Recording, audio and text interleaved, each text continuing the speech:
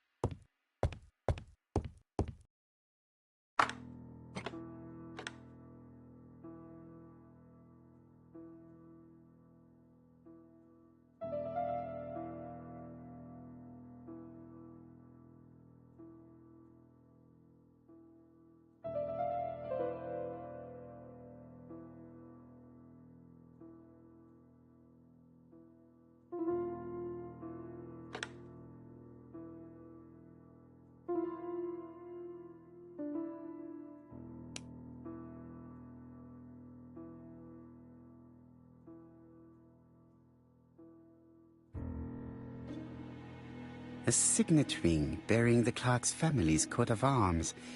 A number is written on it.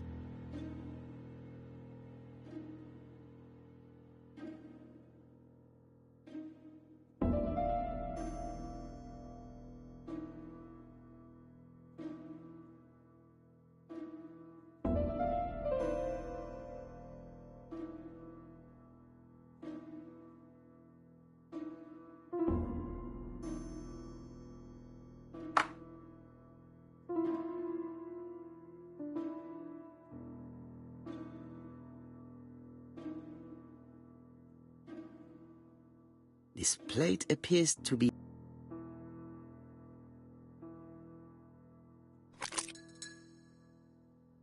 The plates around the picture appear to have unlocked. I think I've already seen these symbols on Franklin's trophies.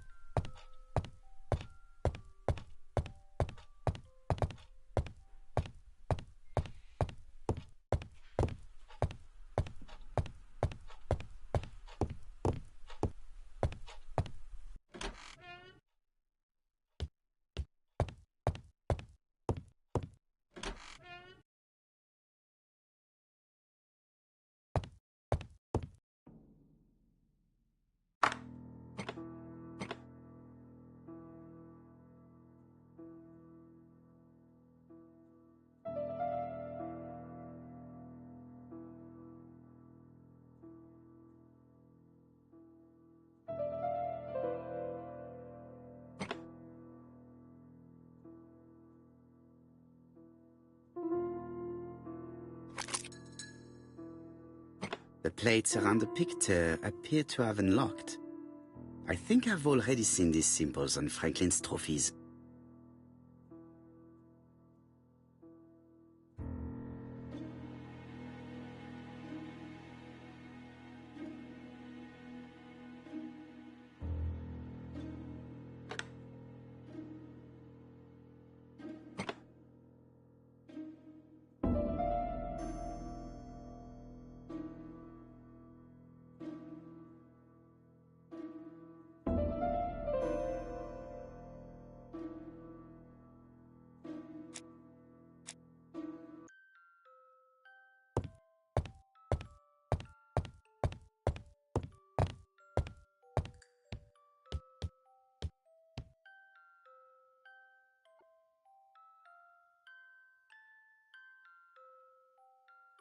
February 1922, South Africa.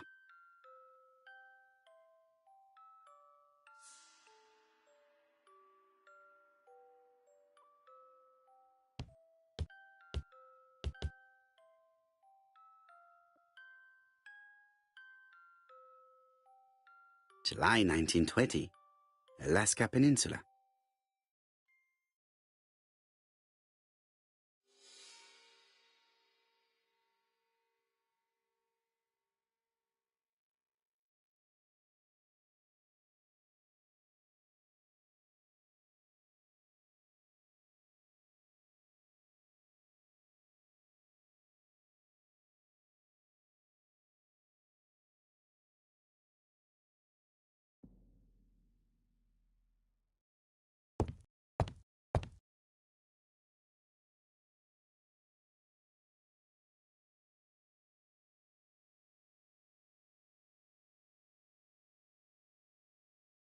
February 1922, South Africa.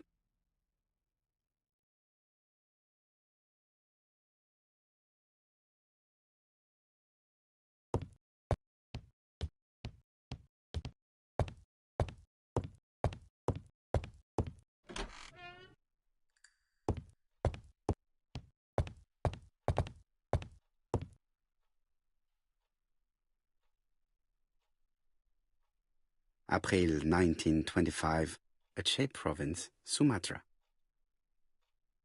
April 1925, Aceh Province, Sumatra. April 1925, Aceh Province, Sumatra.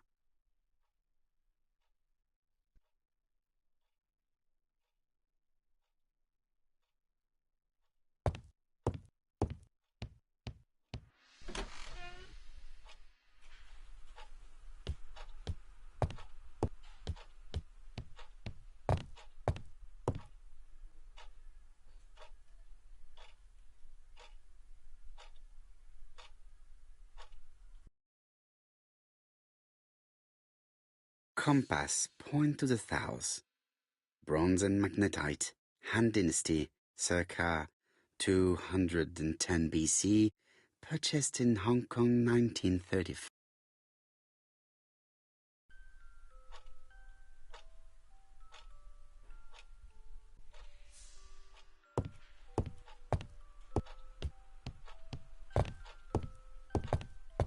There are some very valuable.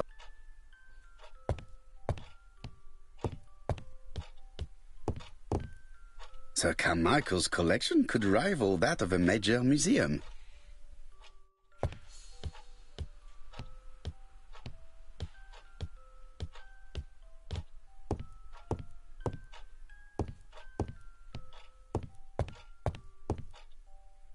I see some papers that were not there the first time I visited.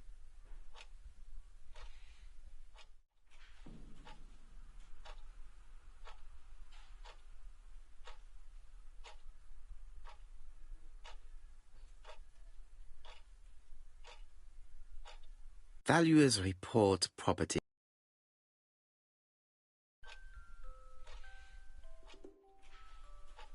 These daggers are only ceremonial weapons.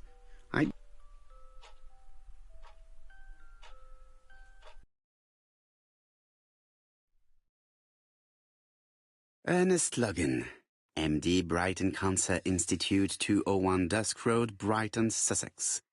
To Sir Carmichael Clark, MD, ComSci Churstone, Devon. Brighton, 1935, January the 5th. As a man of science, I owe it to you to be completely frank. Lady Clark, your wife is suffering from a generalized terminal cancer. I confess I didn't suspect anything like that during the first exams. But with the test results I have received today, there is unfortunately no place for doubt. I estimate that Lady Clark's life expectancy is no more than 1 year. Hospitalization would not help in her case, so I advise you to keep her at home and provide her with as much morphine as required to ease her last moments. Yours sincerely, Ernest Logan.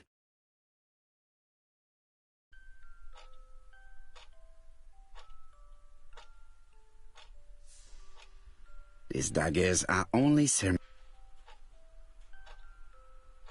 Valuers report property.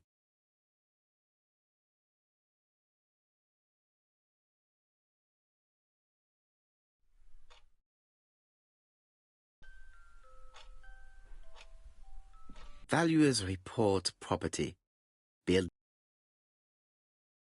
Court and Brunskill. The name is familiar.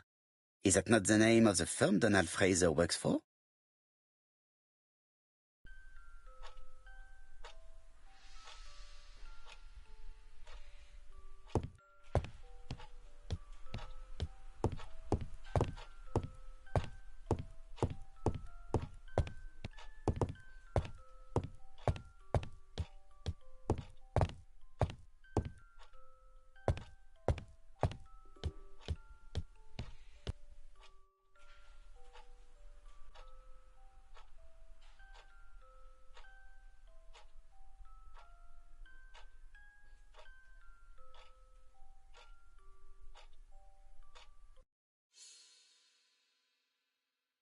I've already seen similar daggers.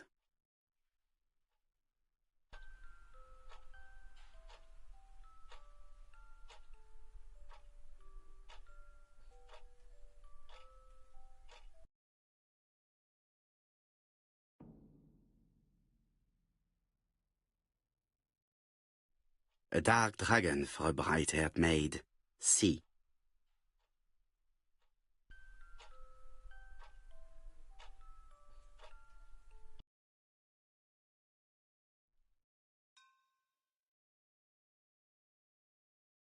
Attention, Franklin. Task list. A. Ordering Lady Clark remedies. Done. B. Tidying up real estate property files. Done. C. Calling the lawyer about inventory. Done. D. Update the tenant-farmer list. Done. E. Update land rent accounting. Done. F. Ordering a restock of arsenic. Done. P.S. I have left on the living room table some of my things I don't want to keep. The locket and the dagger. I am sure you know why. Thora.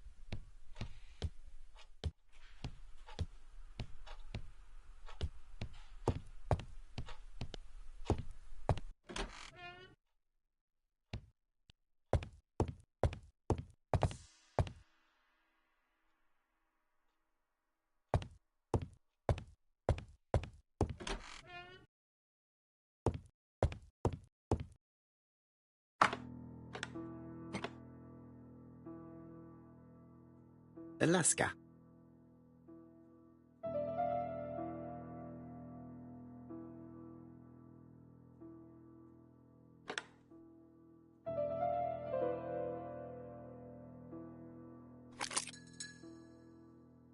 The plates around the picture appear to have unlocked.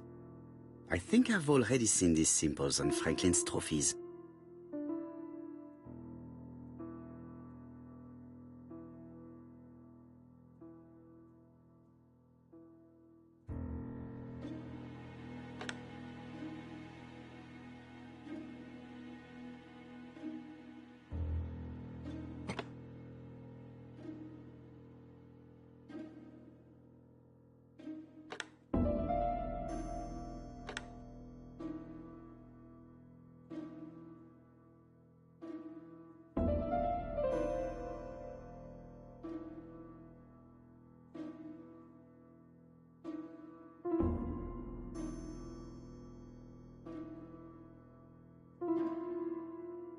Sumatra.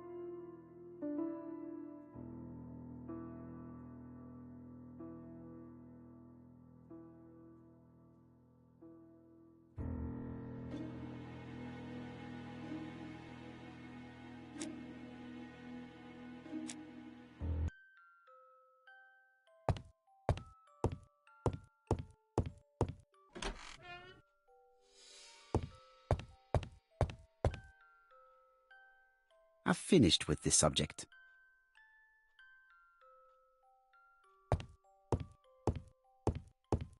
Best to leave her to sleep now. I am not going to leave Comside now. I still have some things to do.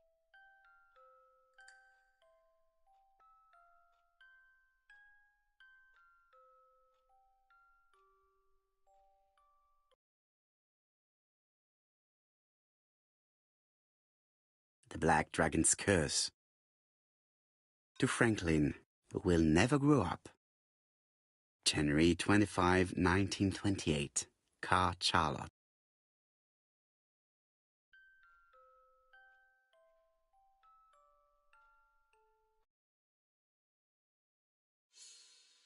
Miss Thorogray, Comside, Justin Devon. Arsenic trioxide thallium.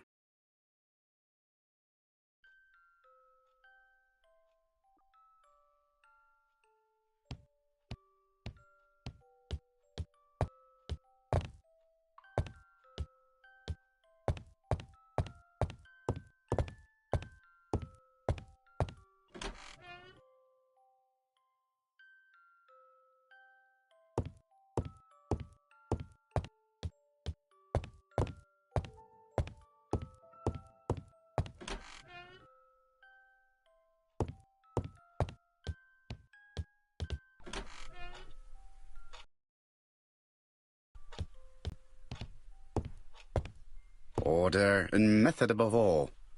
Let us finish examining the mansion while no one is around.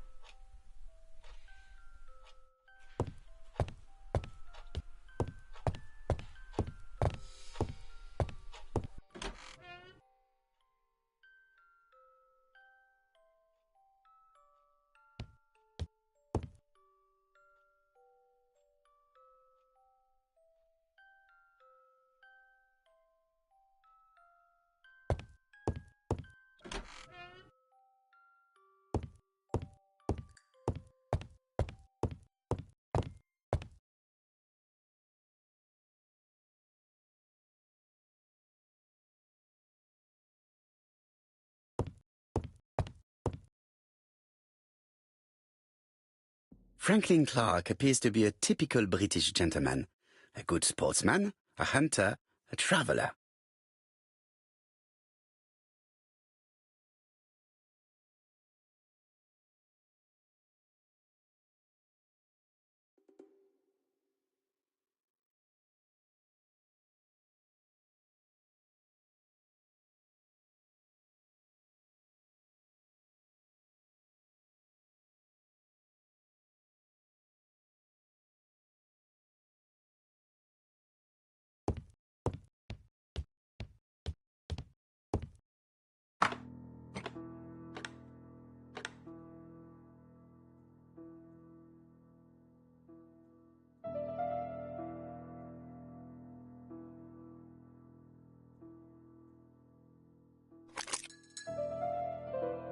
The plates around the picture appear to have unlocked. I think I've already seen these symbols on Franklin's trophies.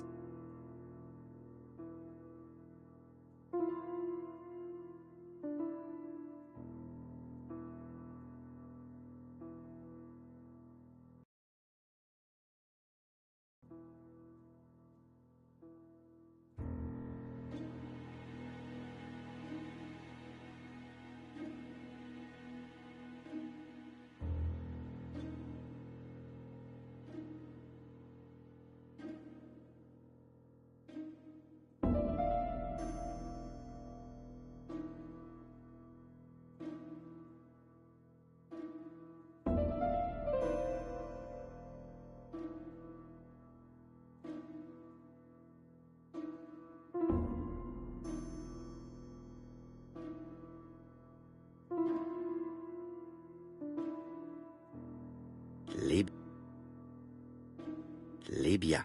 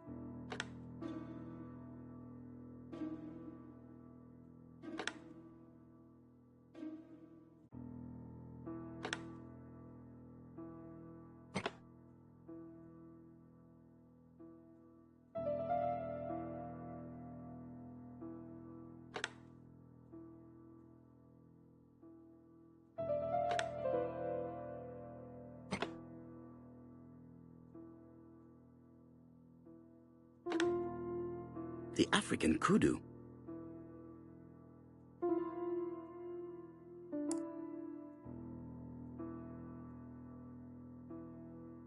South Africa?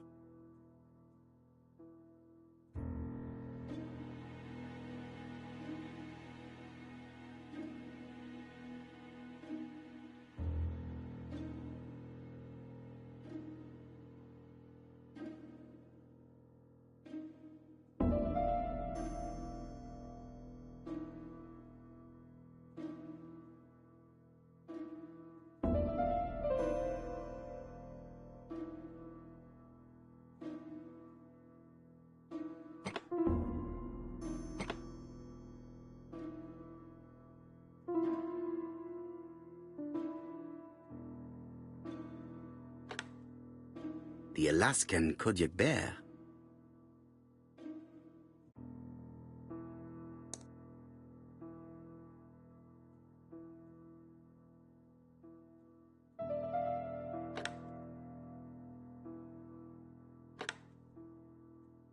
the Lion of Sumatra.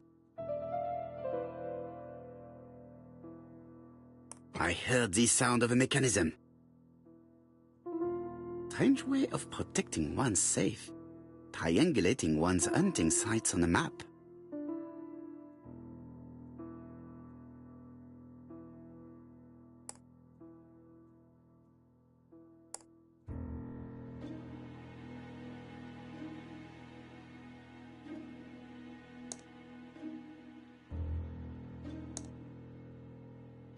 These documents are very likely going to help me for the rest of the inquiry.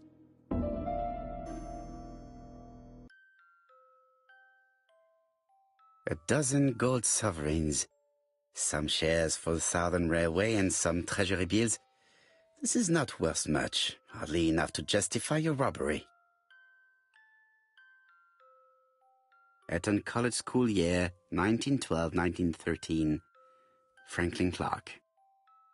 School report for Franklin Clark. According to his teachers, Franklin was a good student, but lacked discipline. Sir Carmichael Clark, Campsite Churston, Devon, to Mr. Franklin Clark, Peninsula Hotel, Salisbury Road, Tsim Sha Tsui, Kowloon, Hong Kong. Campsite, 1935, January the 12th. Dear Franklin, first, I wish you a good start to a successful new year. I have received your letter dated December 10th. Thanks for defending my interest against Wang, this robber. Things could have got pretty bad if you weren't a real cold-blooded guy. I envy you for that. Things go on here much as usual. Charlotte is moderately free from pain. I wish one could say more.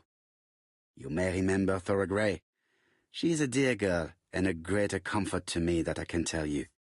I should not have known what to do through this bad time but for her. She has an exquisite taste and shares my passion for Chinese art. No daughter could be a closer or more sympathetic companion. Life has been difficult, but I am glad to feel that here she has a home and true affection. You wrote me you want to stay in China for 1 more year or even longer. I don't object. The longer you stay, the more opportunities you will have to increase our collection. Nonetheless, you should know that we miss you here, and that Charlotte will be gone by the time you come back. I am, dear Franklin, your truly affectionate brother.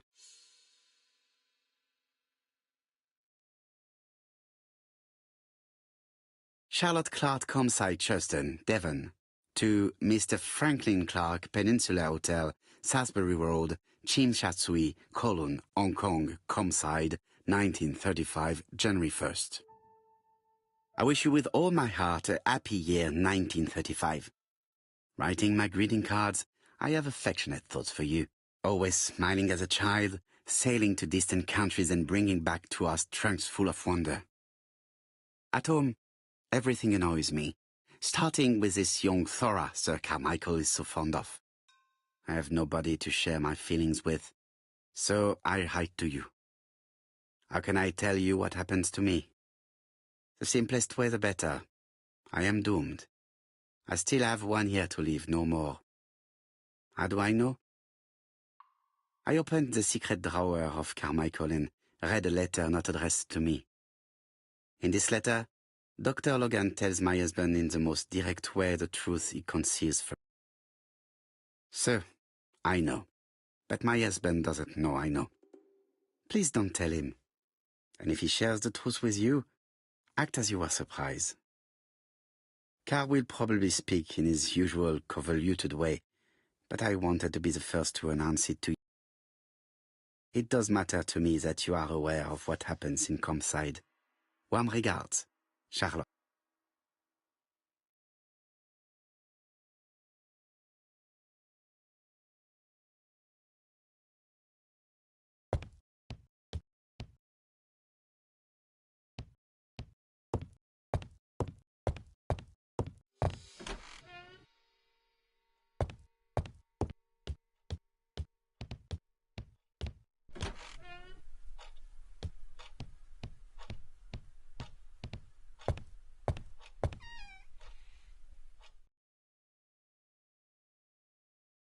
Where is the horrible smell of carrion coming from?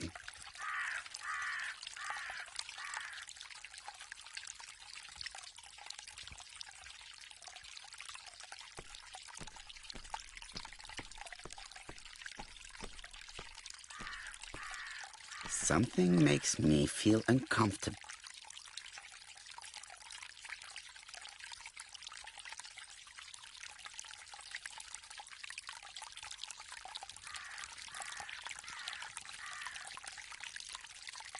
Brown pellets. Revolting. Tut-tut. The gardener does not follow the alignment. There, that's better. It is symmetrical. There, that's better. It is symmetrical.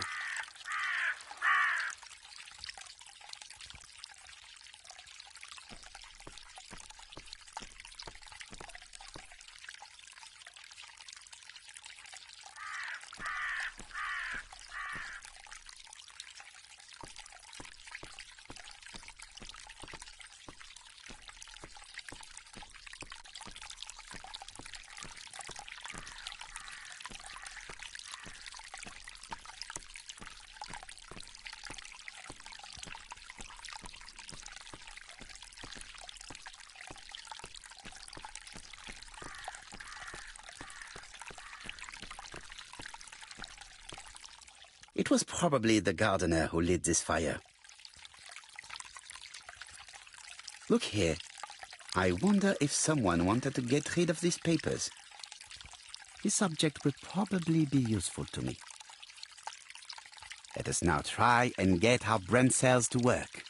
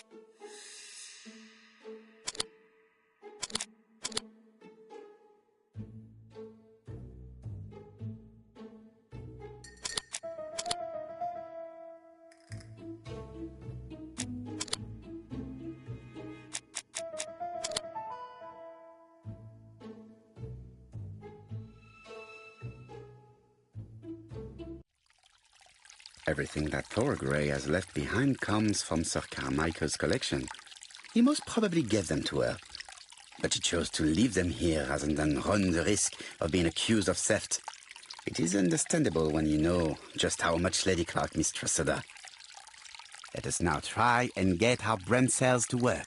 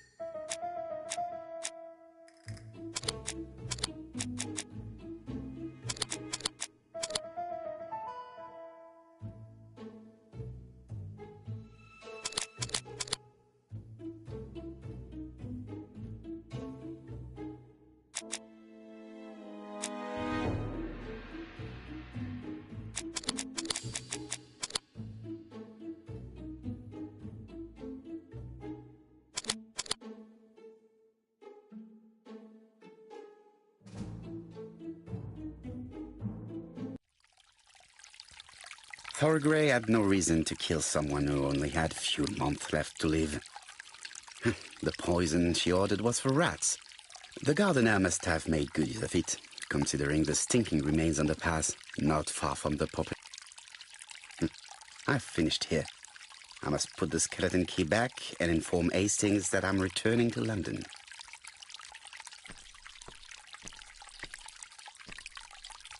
I would like to congratulate Clark's gardener. What symmetry!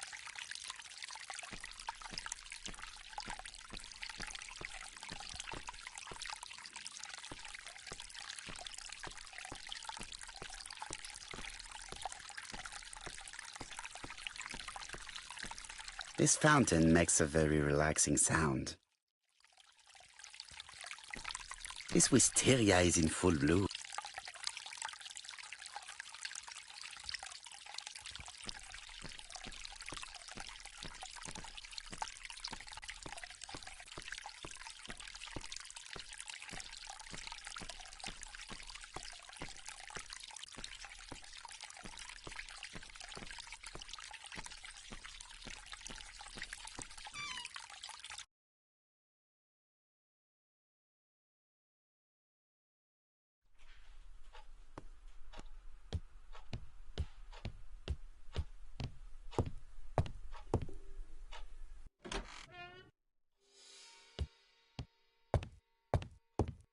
I must put the skeleton key back and inform Hastings that I'm returning to London.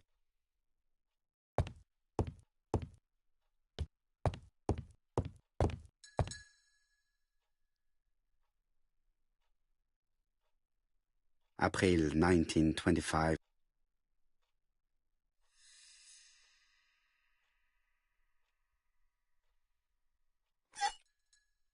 Perfect. Nothing else is keeping me here.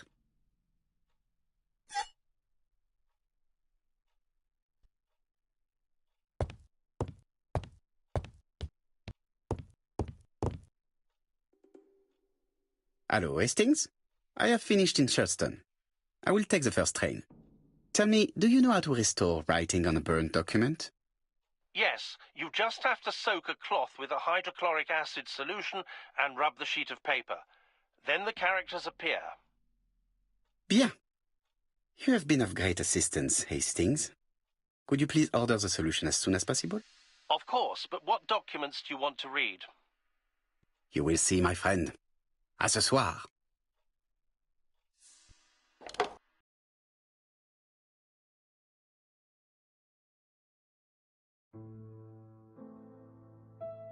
Donald Fraser is here. He insisted on waiting to see you.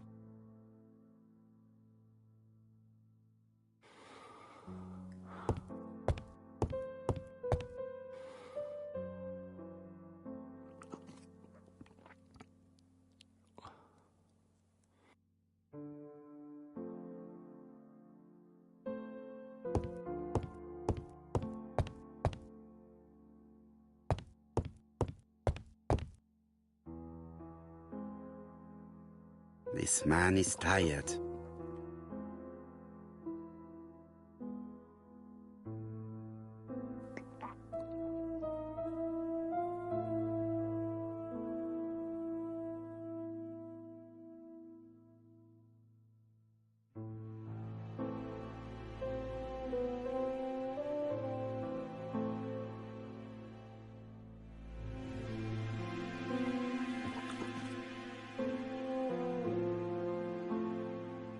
Donald is short of sleep, and it looks as if he didn't even bother to undress before going to bed.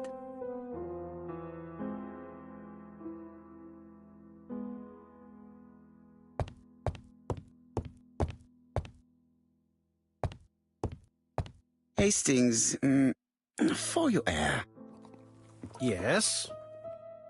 there exists an accessory, how shall I say, that can be fastened to the scalp and covered with your own hair. Let me be quite clear, it is not a wig. Come on, Poirot, I'm not losing my hair. It's just thin slightly.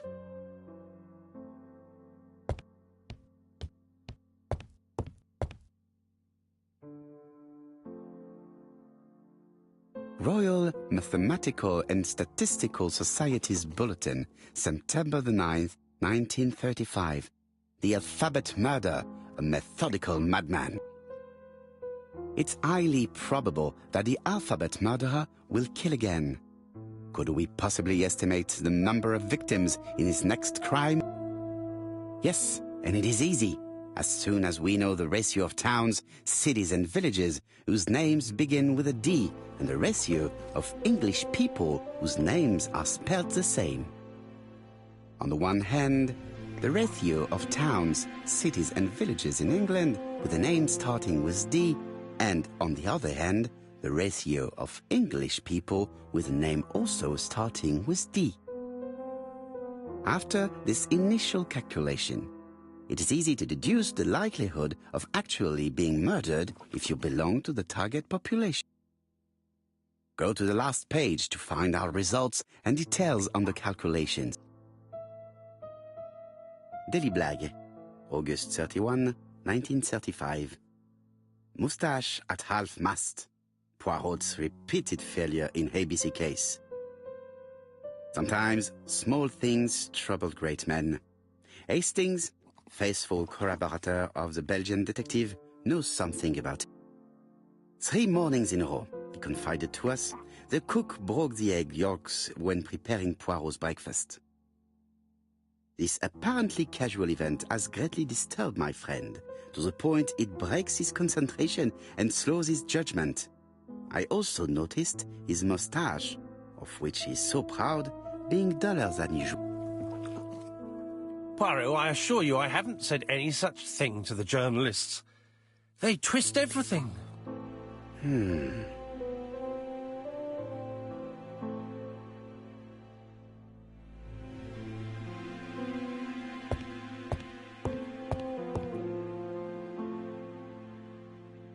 Ah, some cool air.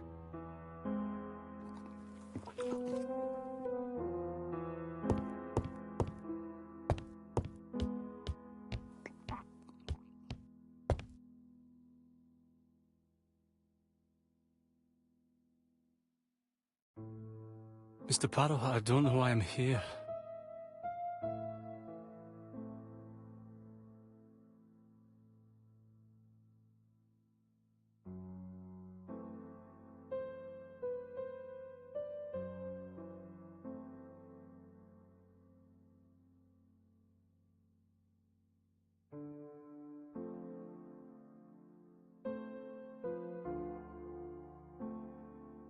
You wanted to talk, and you came to find the only man capable of hearing you.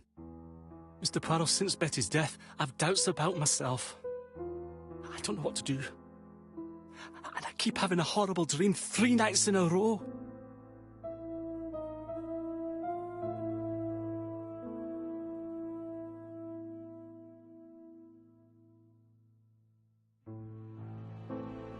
Have a drink, and tell me about this trip.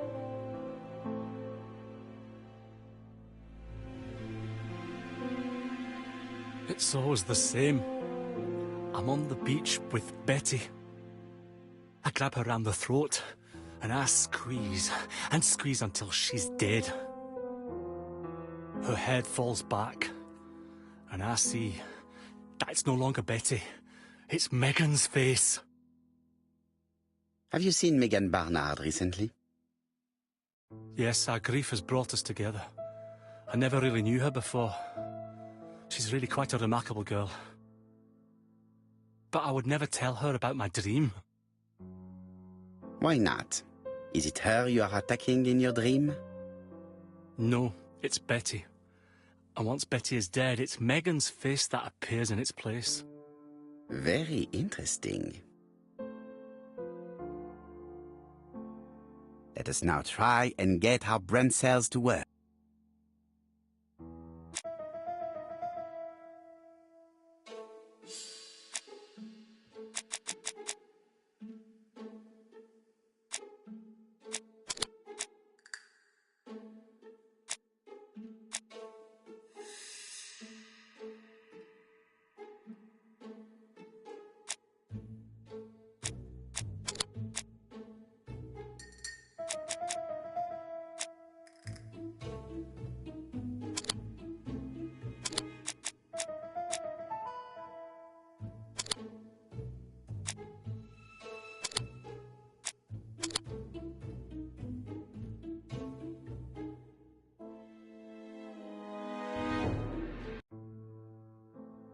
Mr. Fraser, I think that the real meaning of this dream is that you are in love with Megan Barnard.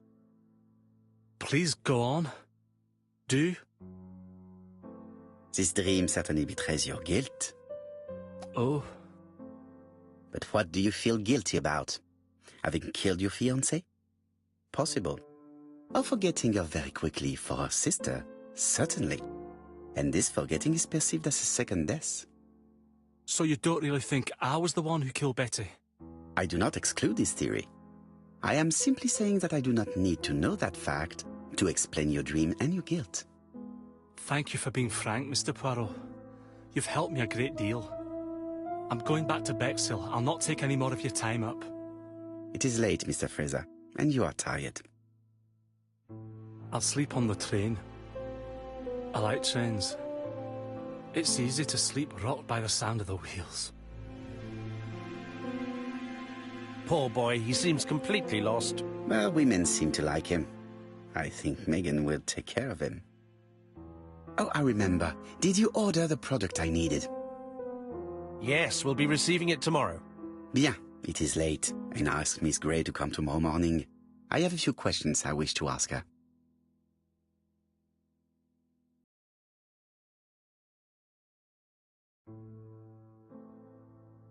Mademoiselle, I asked you here in order to answer a very important question.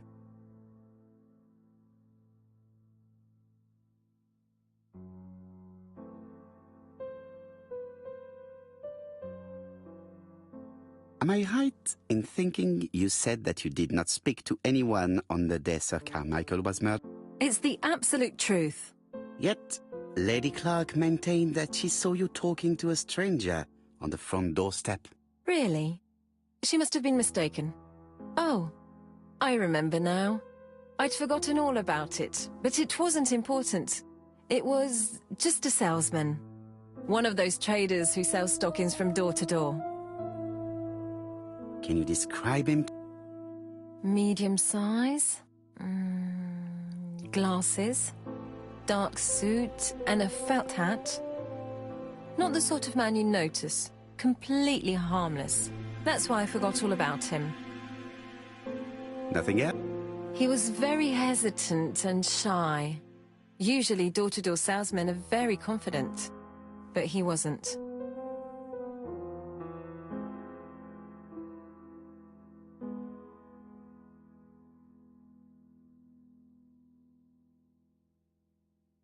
You did not leave Churston willingly, I believe.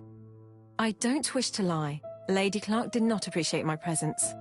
And Franklin could not go against the wishes of a sick lady. He is a good man, and he worries a great deal about his sister-in-law. I noticed that you left some personal belongings behind at Churston.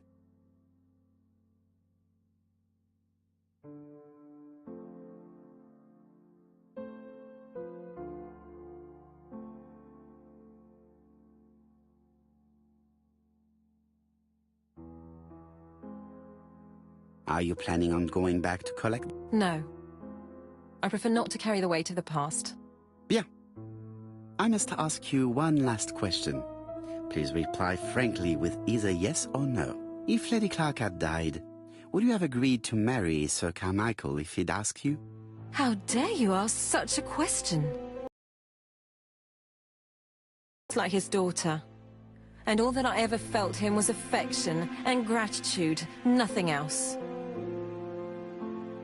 Thank you, mademoiselle. I will not keep you any longer.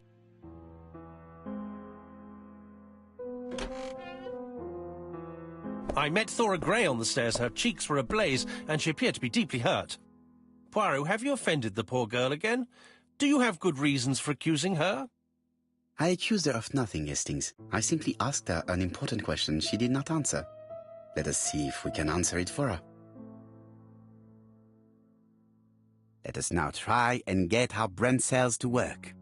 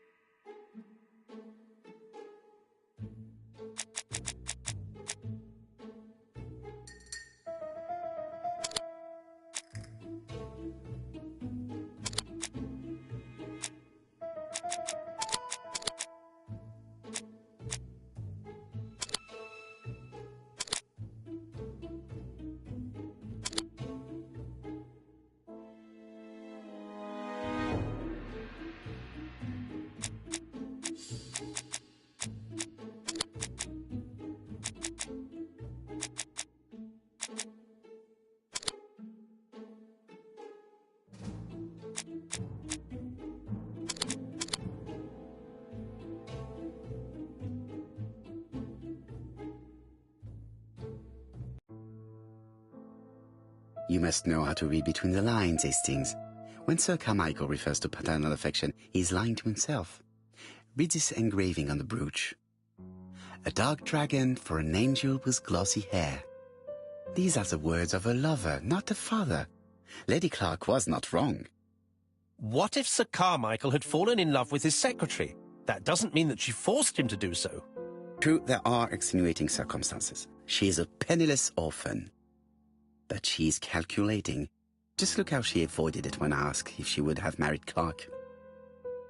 I see. You think she seduced Sir Carmichael for her own gain, and that now she is doing the same with his brother. Poirot, your world is a very dark place. Do not get carried away, mon ami. We have another more important matter to settle. Really? Yes, would you believe that Miss Grey taught me something new? Let us now try and get our brain cells to work.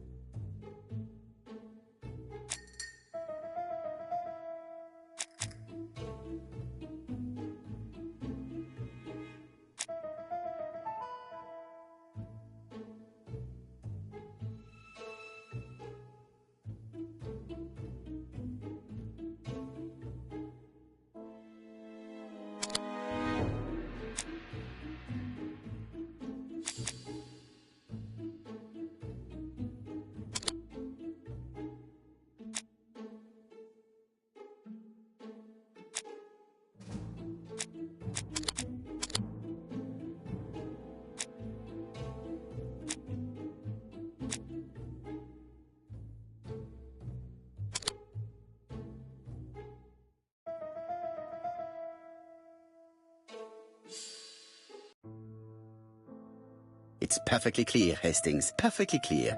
Indeed, a stocking seller visited Andover, Bexhill and Churston on the day of each murder. We have our suspect.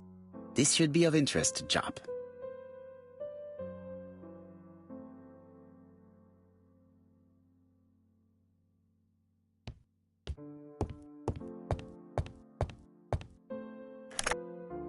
Chief Inspector, we are looking for a stocking salesman. I see you have a suspect. Yes. Contact all the stocking wholesalers who may employ him. Your suspect is a salesman? No, he does not take orders. He sells door to door. Right. The hunt is on.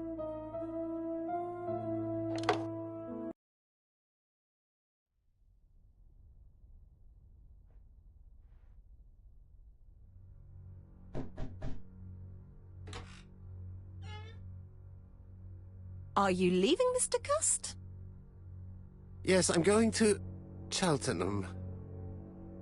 You shouldn't travel today. You don't look very well. I have to.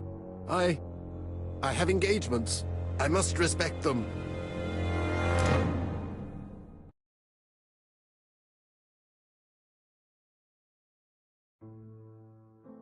Can you get the post, Hastings? And why don't you go and get it yourself? Très bien. What's going on? I've never known Hastings to be so disagreeable.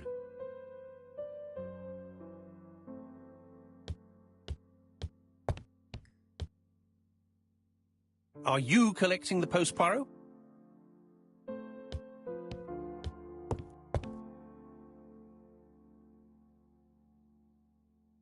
Daily Blag, August 31, 1935. Moustache at half-mast. Poirot's repeated failure in ABC case. Sometimes small things trouble great men. 3 mornings in a row, he confided. This apparent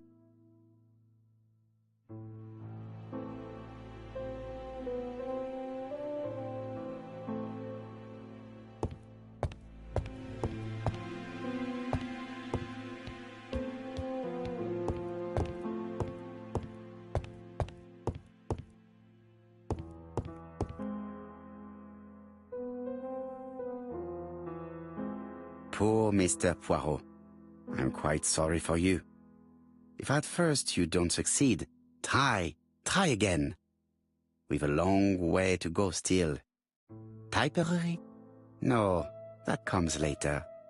Letter T. The next little incident will take place in Doncaster on September 11th.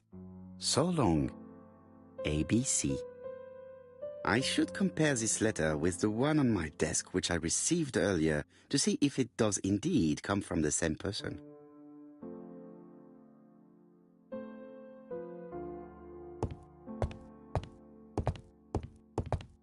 It is now the right time.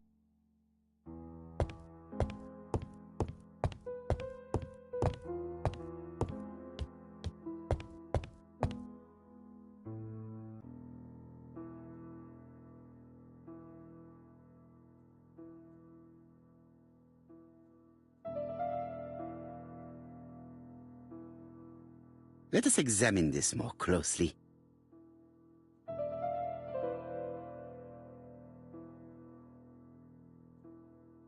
Certain characters in the two letters may have similar defects. Yes, the A appears to be quite unusual. That's right. The A characters in the two letters do indeed have the same defects. I have to find some other similar defects to confirm my theory. Let us examine the characters in this word.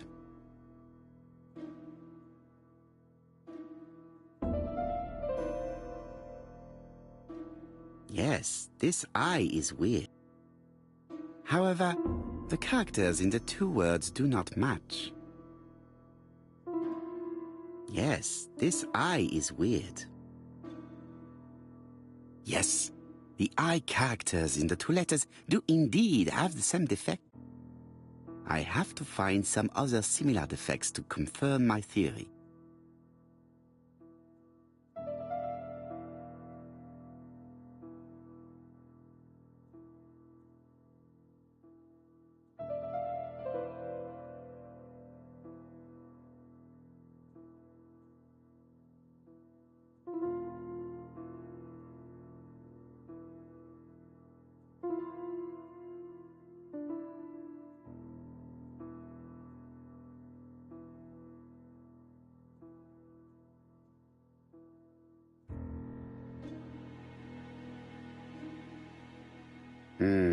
The W is not printed properly. Of course, the W characters in the two letters do indeed have the same defects. My theory was right. These two letters were written with the same typewriter. Hastings, he strikes tomorrow. Chief Inspector Japp? He's on another line. Can I take a message? Yes, please, mademoiselle. It is from Hercule Poirot. Tell him ABC strikes tomorrow in Doncaster. He must call me back. Very well, sir. Bien, now I'm going to see what I can find from these burnt documents. I've received the product I need. Hastings, if you do not mind, I would like you to take a few notes. Yes, yes.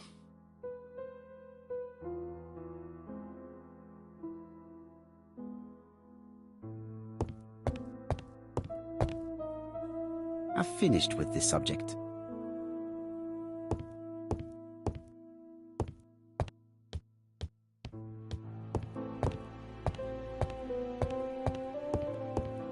So, how are you getting on? I'm ready to take notes.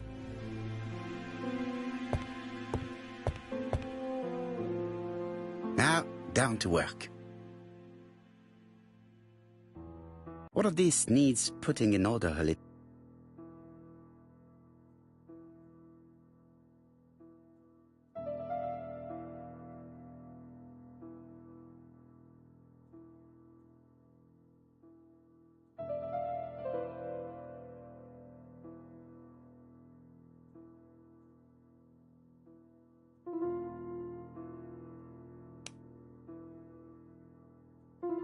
Poor Mr. Poirot. I'm quite...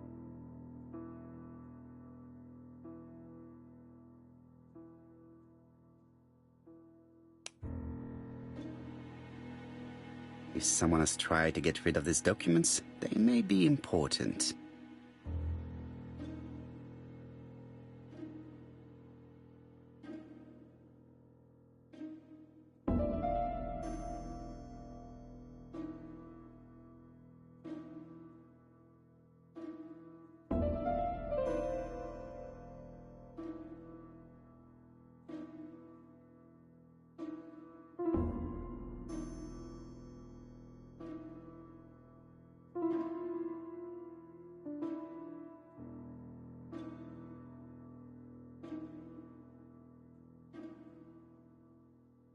This page will be reconstructed in a flash.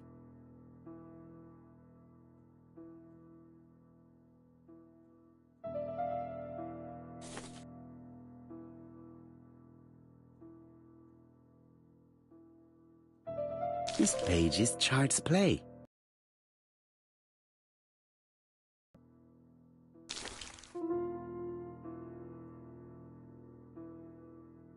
This page is finished. 3 more to...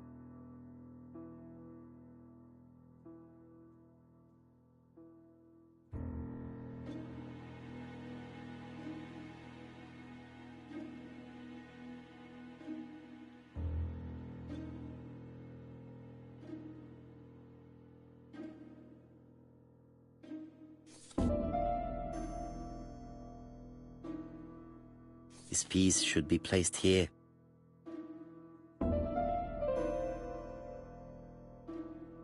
I think that this is right.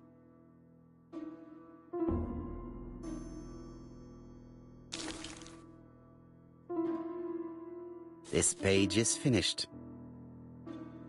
And that's 2 done. It's easier than I thought.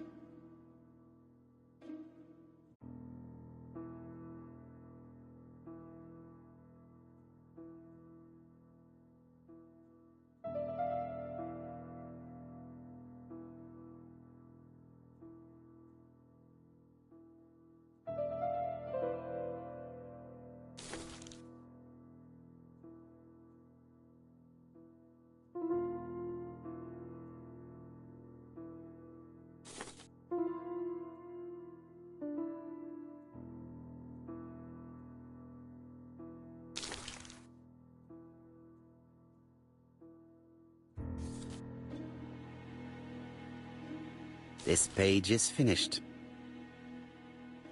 Only 1 more. Keep going.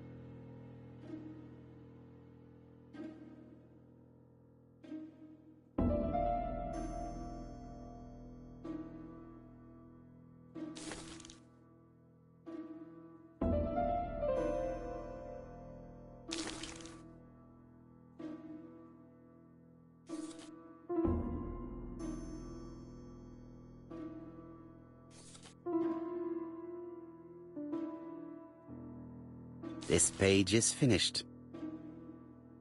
All the pages are reconstructed.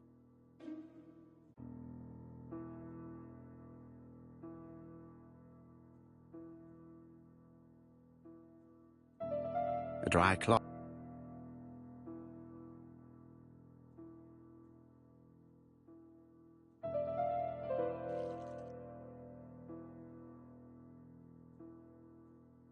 The cloth is now soaked with solvent.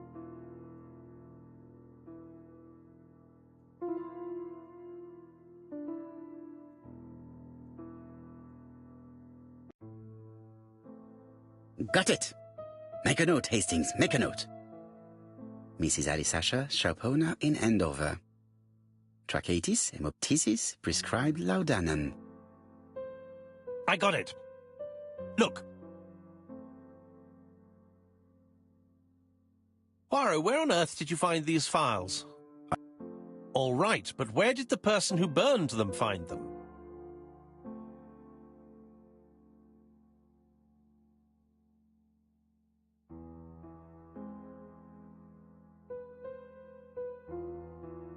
Alice Asher, shopkeeper in Andover. tracheitis, hemoptysis, chronic cough. Betty Barnard, waitress in Bexhill. Chronic bronchitis causing dysphonia. Advised to stop smoking. Alexander Bonaparte Cust. While wounded, mustard gas and head trauma. Pulmonary emphysema. Hemoptysis. Coughing fits with blood. Suffers from absences and amnesia.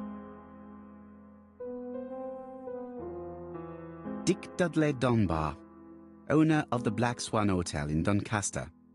Asthmatic, heart disease, heart condition. Let us now try and get our brain cells to work.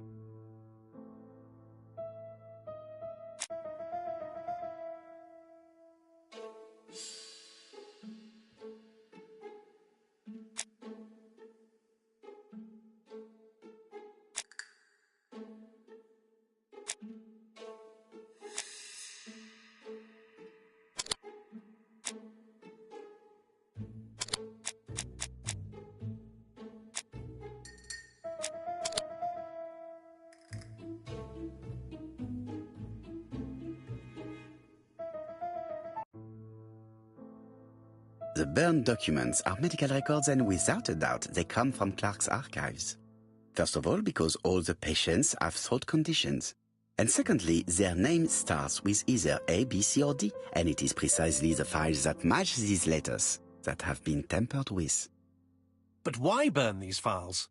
How come the names of the 2 victims appear on them? And who are the 2 other patients? These are very good questions.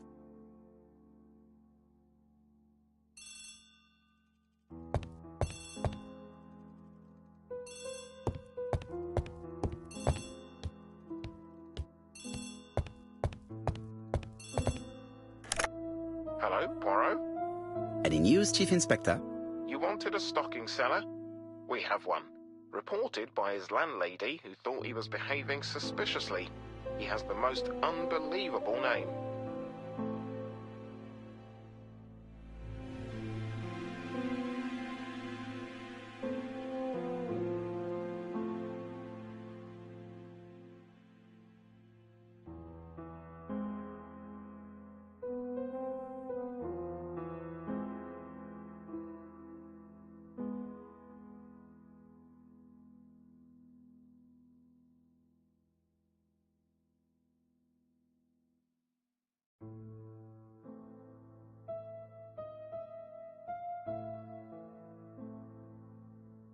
Alexander Bonaparte Cust.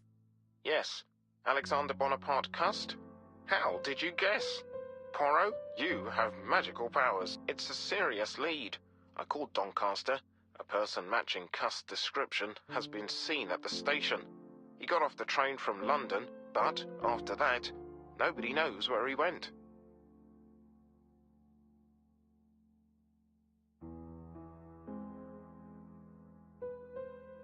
Look for him at the Black Swan Hotel. What? How do you know he's there? Trust me, Chief Inspector. You appear to be very sure of yourself. Very well. I'll call the Black Swan straight away. The owner is going to get a shock when he learns that there's a murderer under his roof.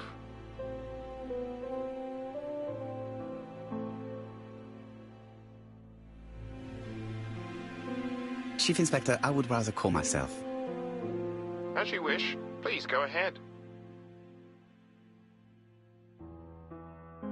Hello, the Black Swan. Hercule Poirot here. May I speak to the owner? Speaking. Dick Dudley Dunbar. How can I help you? Is there Mr. Cust among your guests? He arrived today. Shall I call him for you? No, it is you I wish to speak with. But who is this Cust?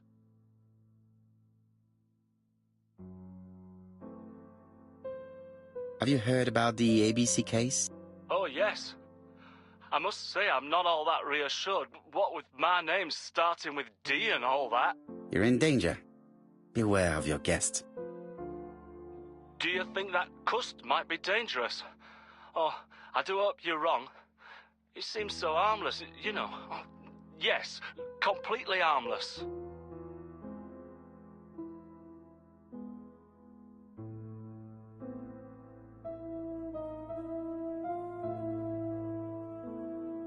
We must not overestimate the danger. After all, we are not absolutely sure he is guilty. What should I do?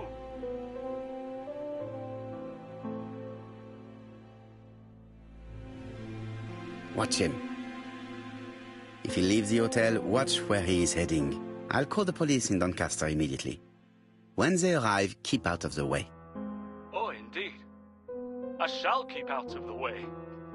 I have a bad heart, you see, and a big shot could kill me. Thank you for having warned me. Hello, Poirot. We have some good news. The police in Doncaster have caught our man at the Black Swan Hotel. They're sending him here by train. While we're waiting to question Cust, we could search his room in London. Where does he live? The Marbury Guest House? I'll see you there. Yes, but start without me. First of all, I have to sort out a few details for Cust's transfer. I understand. À bientôt. Hastings, we are making good progress. Please go and search the room of our #1 suspect. With pleasure. I did have a dentist appointment, but I'll cancel. The dentist. So that is why you were so nervous and bad-tempered. A visit to the dentist is never an enjoyable prospect. But an unavoidable one. Go to your appointment, Hastings. I will manage on my own.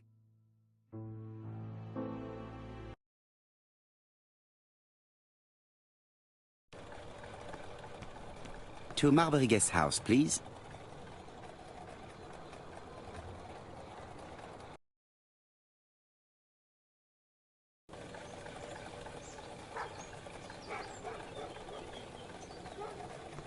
I've been going past this modest guest house for so long. I would never have thought that the ABC case would lead me here.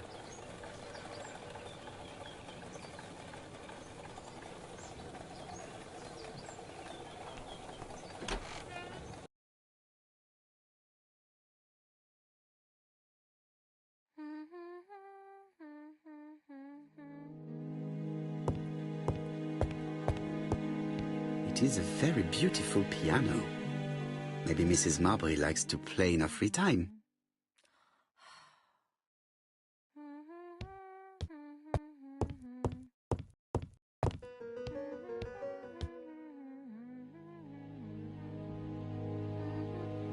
How do you do? You must be Mr. Hercule Poirot. Chief Inspector Jupp told me that you might be coming.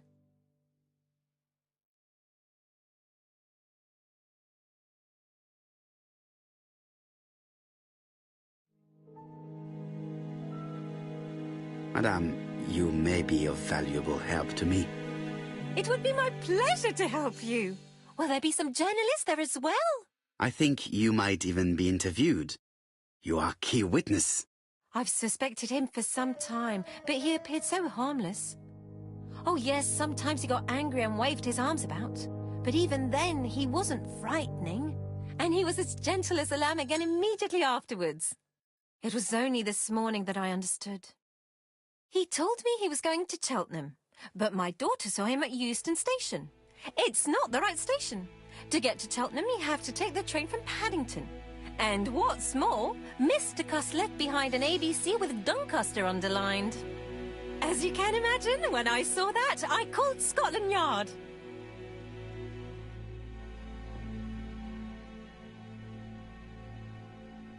Well done.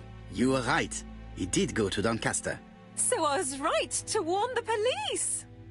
Tell me, did you have any other reason to suspect Mr. Cust? Well, he's odd. Sometimes he coughs really loudly and complains that his throat is burning, and sometimes he talks to himself and stares into space. He told me that it was because of a wound he got in the war. His head hasn't been quite right since, he said. And then he was in Churston when that millionaire got murdered. I found his train ticket when I washed his coat. He didn't want me to wash his shirt. He washed it himself. But I did see big brown stains on it.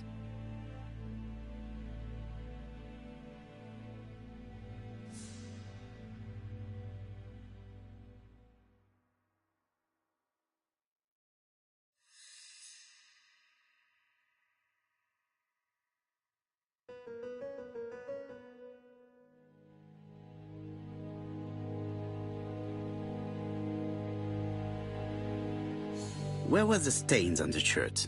On the collar and on the buttonholes. Got used to travel for his work. Is that correct? Oh, it wasn't for pleasure. He was always unwell on trains. But he had to sell his stockings around England. I have to respect my engagements, he used to say. Do you know where Cust was at the time of the murder in Andover and Bexhill? On June the 21st and July the 25th? No, I don't know. That was a while ago, you know. But surely you keep a register. It won't do you much good. Mr. Cuss rents his room for the year. If he goes away for a few days, I have no reason to make a note of it. Ah! I remember one thing. Bexhill's by the sea, right? Indeed, it is a large seaside resort. Well, as it happens, at the start of July, Mr. Cust asked me to repair his bathing dress. Suspicious, huh?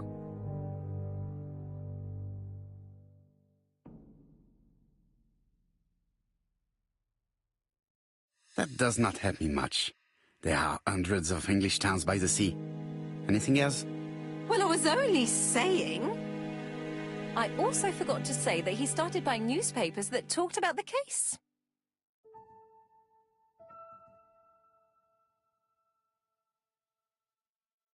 When did he start buying the newspapers?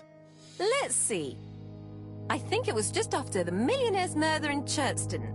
He didn't seem all that interested before that. That will be all for now. I'm going to take a look at his room. Take the key on the counter.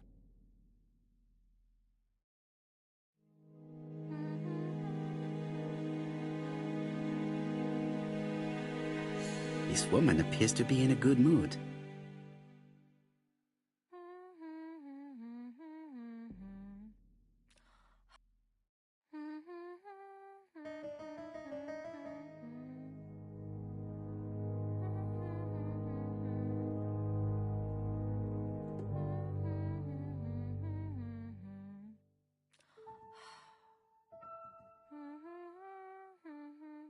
Mrs. Marbury is in a good mood.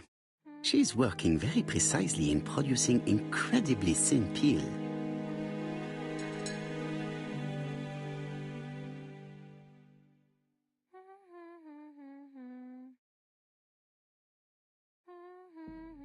I should check the register. Mrs. Marbury may have been hiding something from me. I don't think my register will help you. Mr. Cuss rents his room all year. If he goes away for a few days, I have no reason to make a note of it.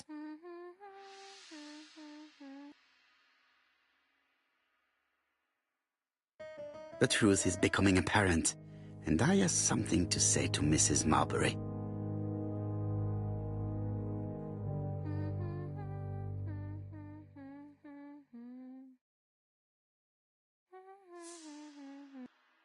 Mrs. Marbury, if I am to believe the register, you rented room 306 to a certain Mr. Fishman on the day of the Bexhill murder?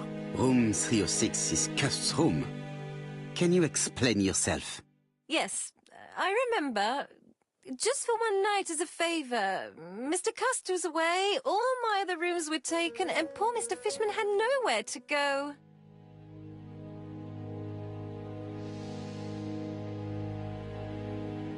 You rented the same room to two people. Very profitable, but quite illegal. But I didn't harm anyone. I was only helping everybody out.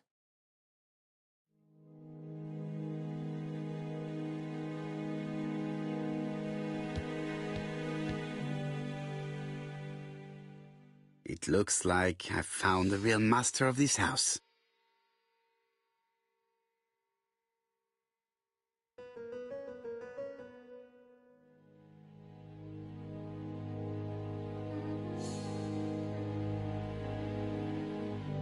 There is no need to worry about the household cat. I'm sure that Mrs. Marbury lets it do what it pleases.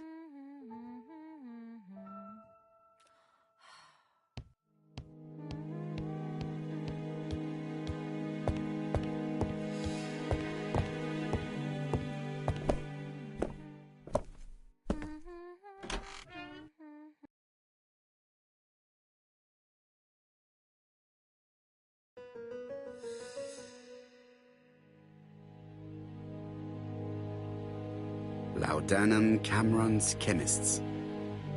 Laudanum, a medicine for coughs. It is what Dr. Clark prescribed for Mrs. Asher. This subject will probably be useful to me.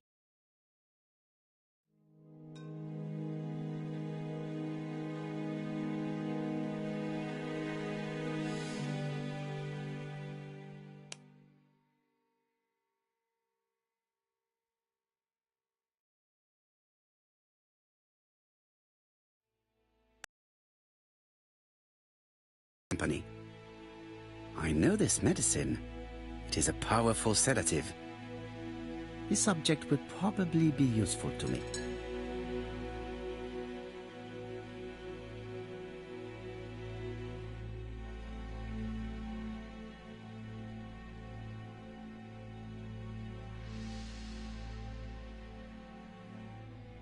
How hopeful.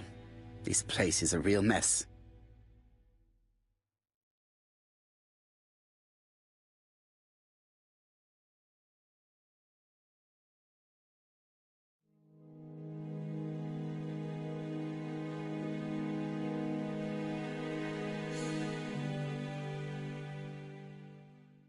The least we can say that Mr. Cust is not very concerned about order and balance.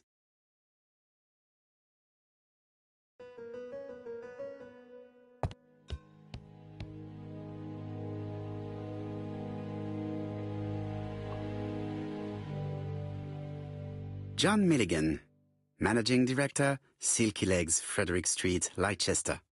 To A.B. Cust, Marbury's Guest House, 1935, May the 21st. Dear Sir, further to our letters dated 5th and 10th of the month, we confirm we are you as door-to-door salesman, according to the conditions stated in our previous letters. We will send you the articles by mail and also a Redfield typewriter you will be using for every business. Regarding the schedule of your rounds, please do as following. June 21, Andover.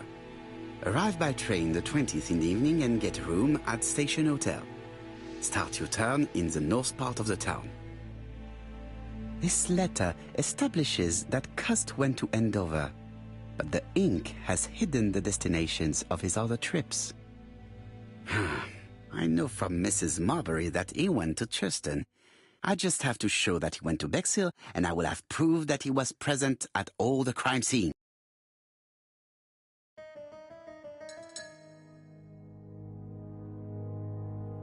Did Cust drop it when he opened the window, or was it Mrs. Marbury while she was cleaning? I have to get the ribbon. How am I going to do it?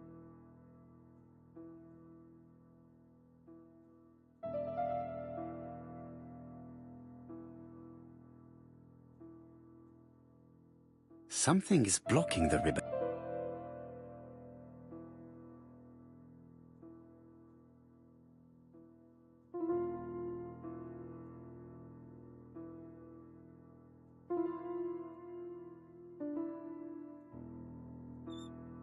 The left-hand heel has been removed.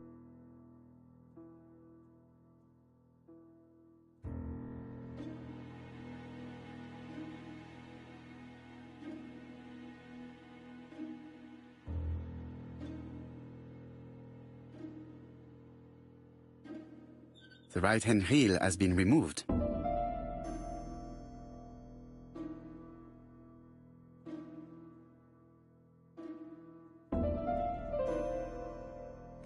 And here is the ribbon. Let us see if it was indeed used to write the letters sent by ABC. I only need the ink ribbon for my inquiry. I will let Jack clean the keyboard if he wishes.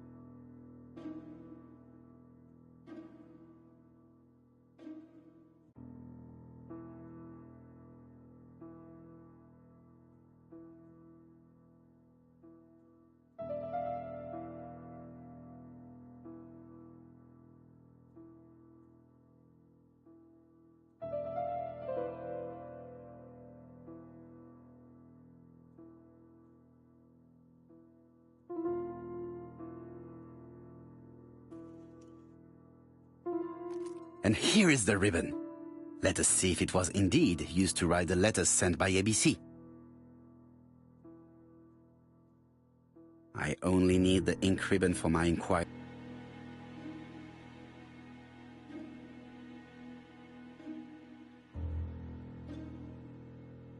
All the letters announcing the murders were written on Cust's typewriter.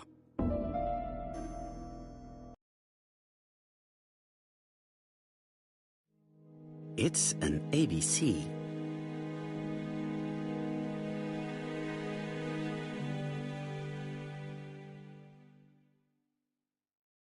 A long-bladed knife.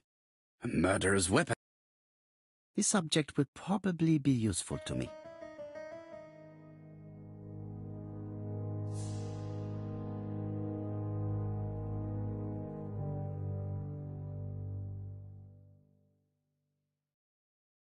Cust is parsimonious. He keeps his pencils and sharpens them until there is nothing left. It is clear that he did not grow up in luxury.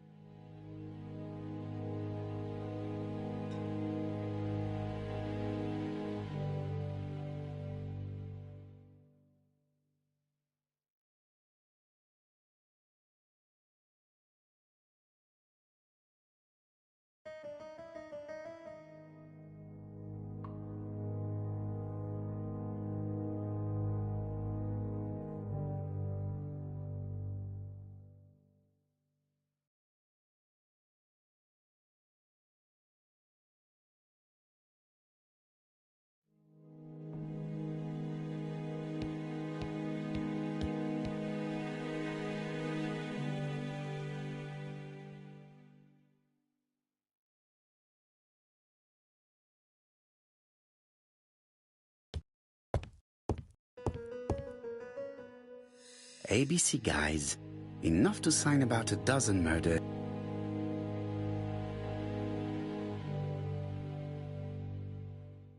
ABC guys, enough to sign about a dozen murders.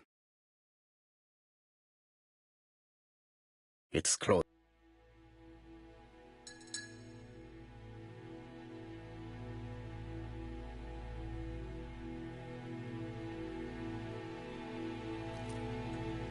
This knife is very useful. Who knows? Maybe it never cut anything other than string. Stockings.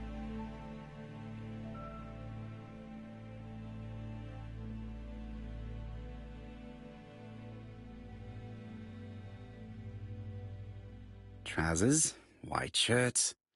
Everything has been washed very well.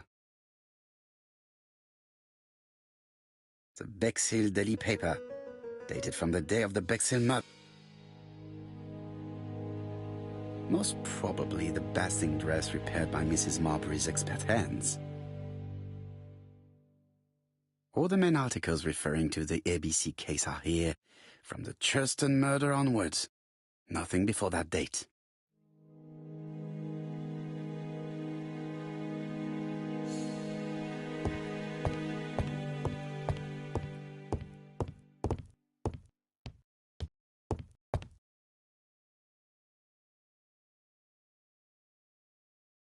The least we can say that Mr. Cust is not very concerned about order and balance.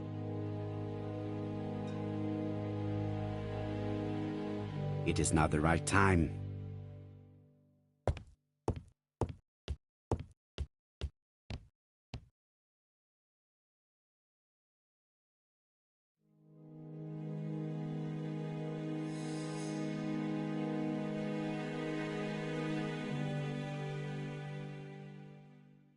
John Milligan.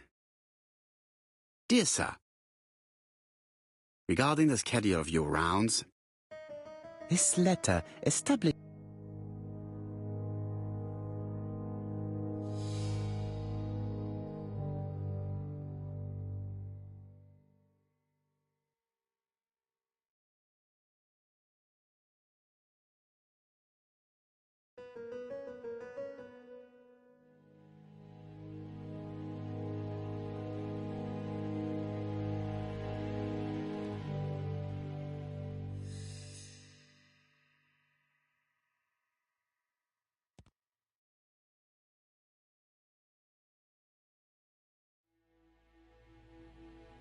It's an ABC.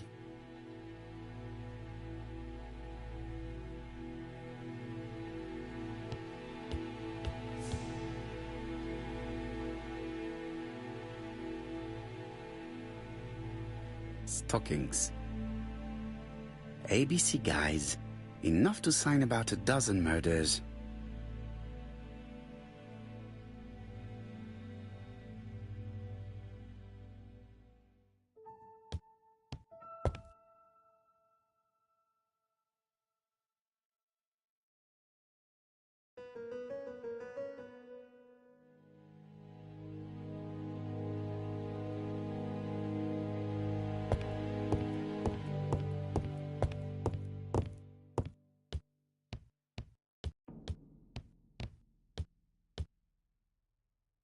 The least we can say that Mr. Cust is not very concerned about order and balance.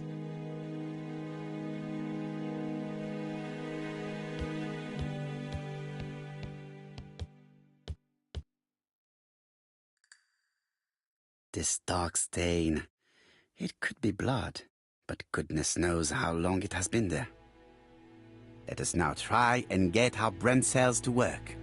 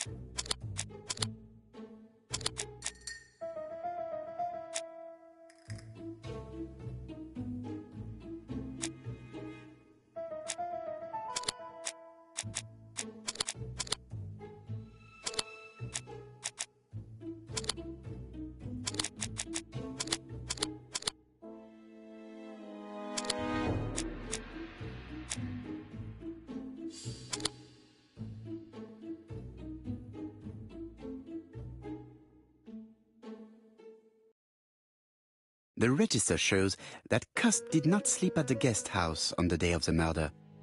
Where was he? Bexhill. The Bexhill paper reveals it. Cust bought this newspaper in Bexhill on July the 25th. No use continuing the inspection of this room. I've seen all there is to see.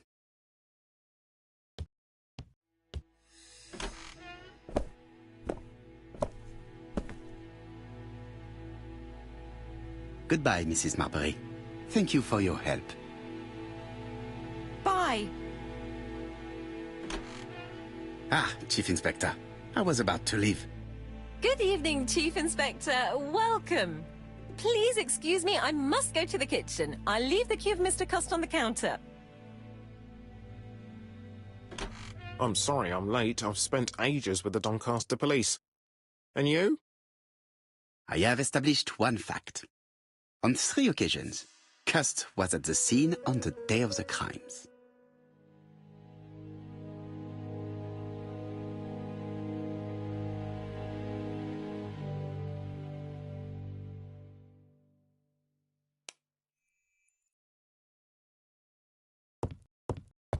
I had best talk to Jap. I've listened closely to what you have to say, Poirot. For me, there's no doubt Cust is guilty.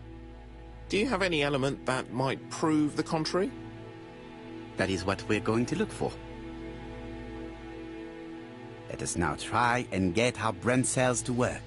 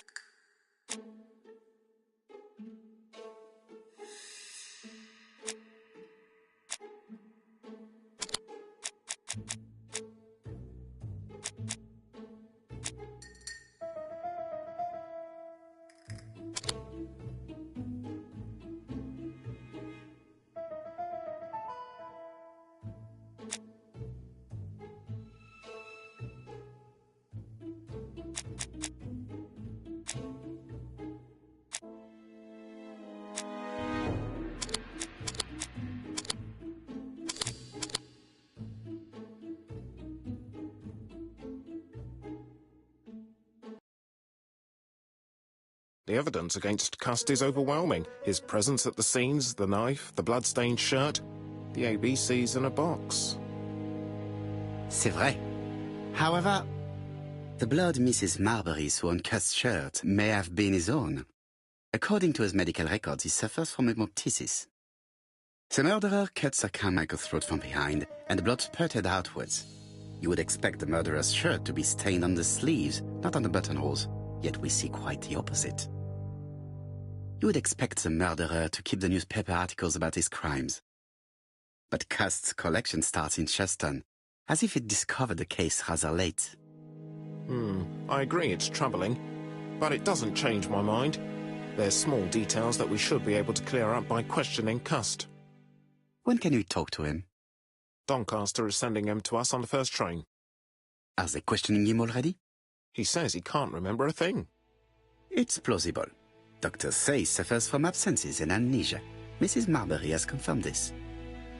He may have done the murders in an altered state. A familiar situation. It's not enough to clear his name. Dr. Thompson insisted that even if you don't know what you're doing, you never commit a murder without wanting to. Très intéressant. I shall remember that. Right. I'll go and examine the suspect's room. Chief Inspector, I took the liberty of removing a few clues to examinatum.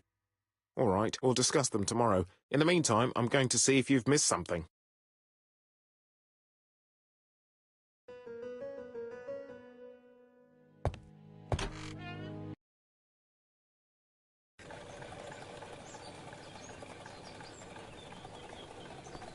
Marbury.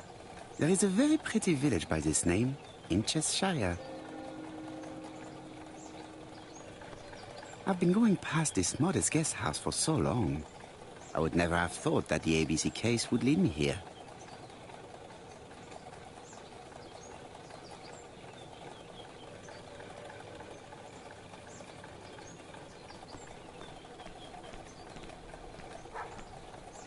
To Scotland Yard, please.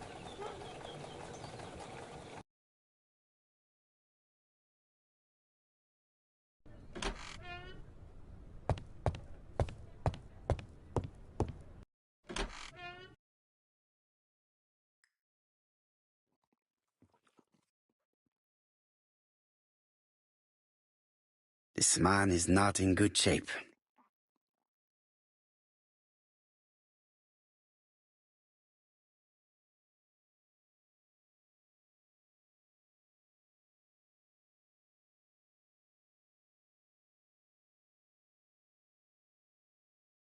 He is worried and very tired, and other police have been hard on him.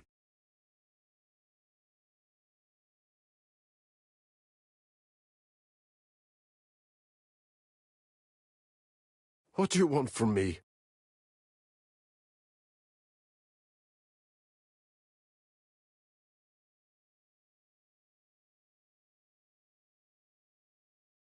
Good day, ABC.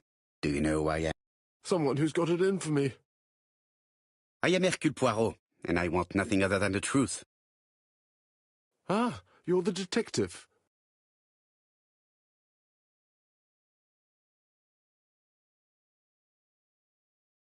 Why did you send me a letter before each crime? Why all these questions? When are you going to stop pestering me?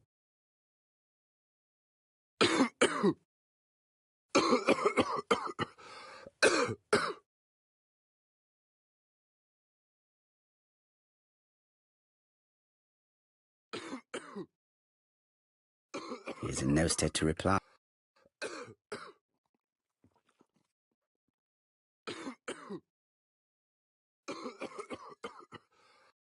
Take this. It will help you. Thank you.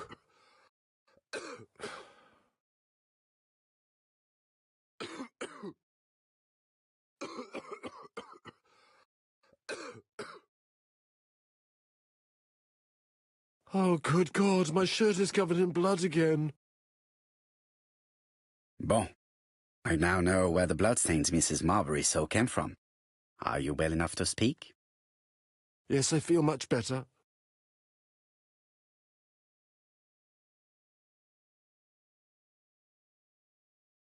Yes, I am the person you have been sending the letters. I didn't write these letters. I've already said so.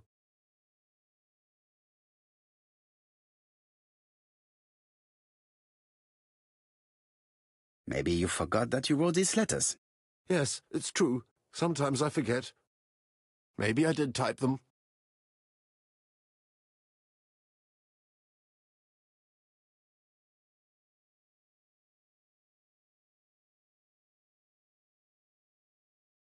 Are you capable of murder, Mr. Cust? All these questions are giving me a headache.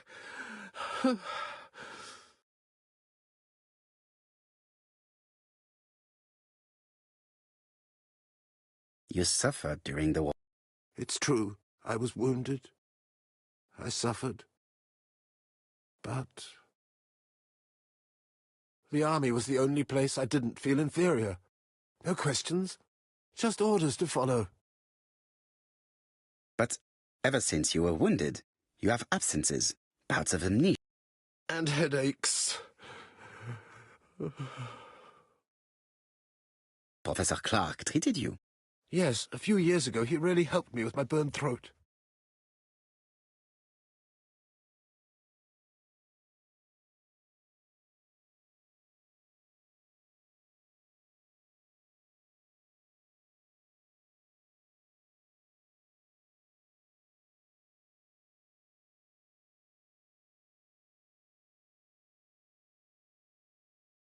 But you killed him, as well as 2 other people. That's what they all say.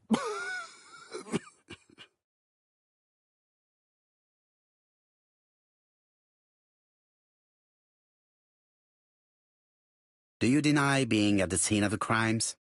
So? There was no harm in being there. It was only for my work. You were seen at all the crime scenes. Yes, I was. I travel a lot. But not for pleasure. I am terribly unwell in trains. But I had to respect my engagements. My employer gave me very precise written instructions about the towns I had to visit. Let's see. The company you claim to work for, Silky Legs, has never heard of you. And as for these letters they sent you, they were written on your own typewriter.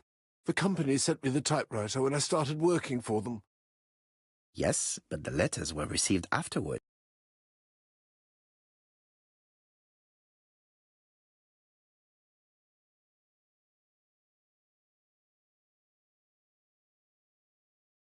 It proves that you wrote them. I may have. Good God! I don't know what's happening to me. My head hurts terribly.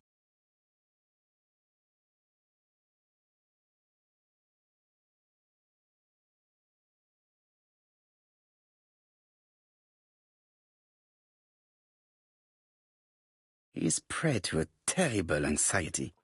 Is it remorse? Or simply the pressure of the questioning and the stranger?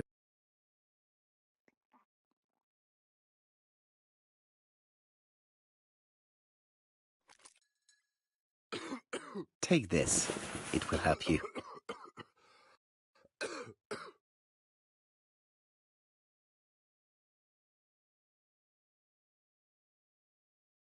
Oh, I think I'll be fine. Let us see, Cust. Look at me. You know very well that you committed these murders? Yes, I know. But I'm not wrong in saying that you do not know why you committed them. No, I don't.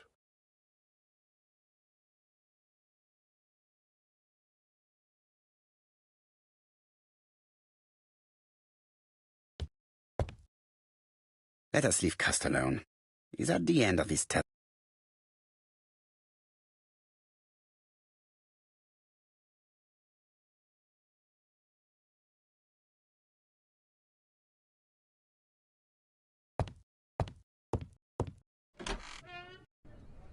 And what conclusions have you drawn?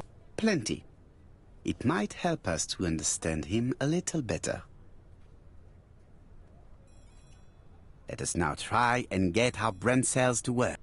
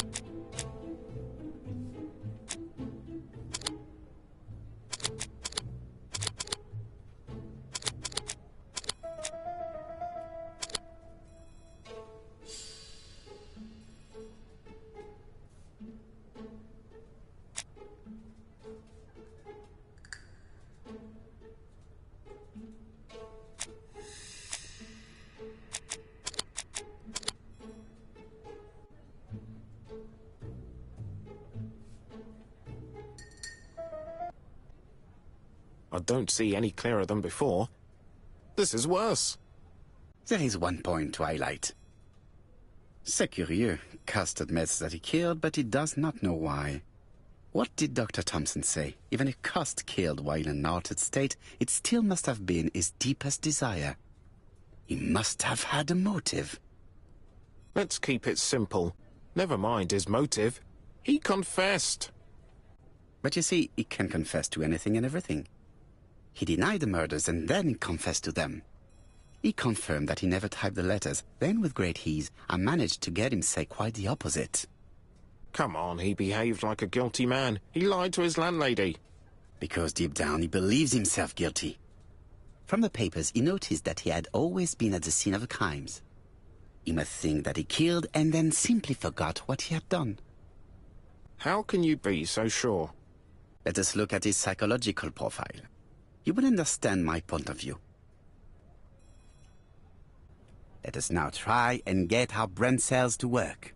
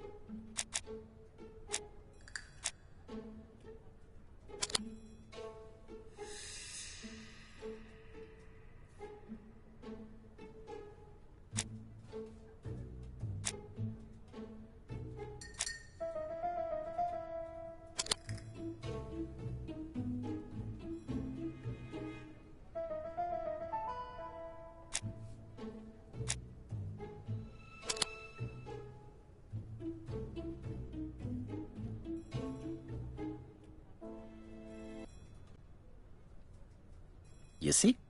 Cust's character is quite the opposite of the murderer's. But if he's a madman, can we really talk about his character? You know very well that our murderer does not behave like a psychopath. Apart from the signature, there is no ritual repetition in the choice of victims. Very well, you're right as always. So we have no confession, no culprit, no suspects, nothing. And all that after 2 months of inquiry? What should I do? Have faith. Just give me 24 hours.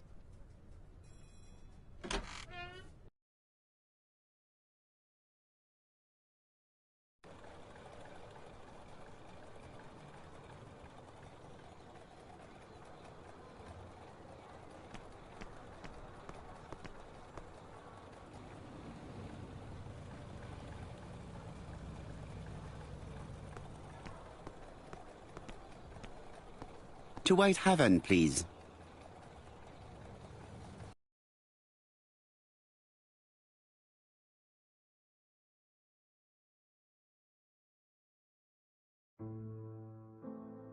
Cust's arrest is a great success for you, Poirot. It's all clear now, except maybe 1 or 2 details. Details. Ah, mon ami. The devil is in the detail, as we say. Excuse me? A revolver? But Poirot, what are you afraid of? Trust me. It is important you carry a weapon for this meeting. I will lend you mine. What about telling me what you have in mind? Surtout pas. You wouldn't be able to play your role.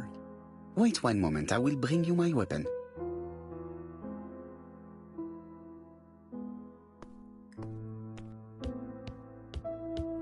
The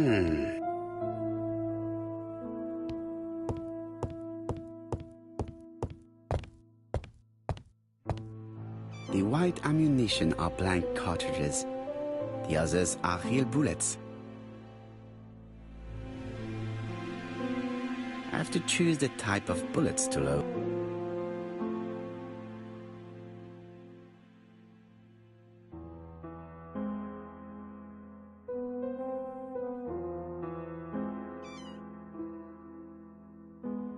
The white ammunition are blank cartridges. The others are real bullets.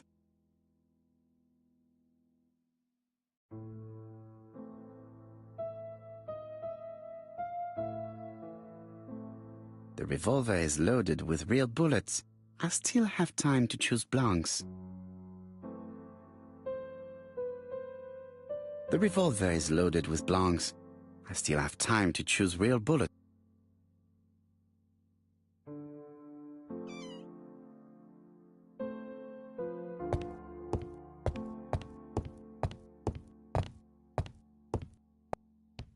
What about telling me what you have in mind? Surtout pas. You wouldn't be able to play your role. Wait one moment, I will bring you my weapon.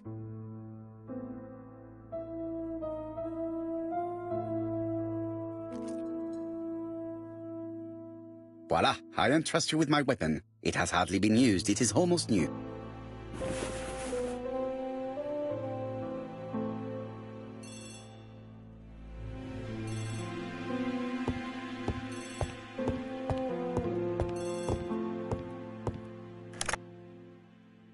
Chief Inspector, is that you? Yes. Sorry, but we haven't found anything. Have you checked the typewriter? And the packaging, the letter, and the ribbon reel. We've only found prints left by Cust and his landlady. Well, never mind, I shall make do. So, are you still going to hold your meeting? Of course, Chief Inspector. I can hear my guest coming up the stairs. Why have you brought us here, Mr. Poirot? Since Cust's arrest, I thought it was all done and dusted. Miss Gray formally identified him, as well as Miss Barnard. Yes, and the stockings he saw drove the same brand as the ones found at my aunt's. This is all true. However, a case is not closed if some questions remain open. And one question is, why did the murderer send me his letters? Why did he challenge me, Hercule Poirot? Perhaps he wanted to play with you, to taunt you. Xenophobia? Maybe he didn't like you because you're foreign. I may be wrong, but maybe by provoking you, he was looking for glory? All these theories should be studied. Let us now try and get our brain cells to work.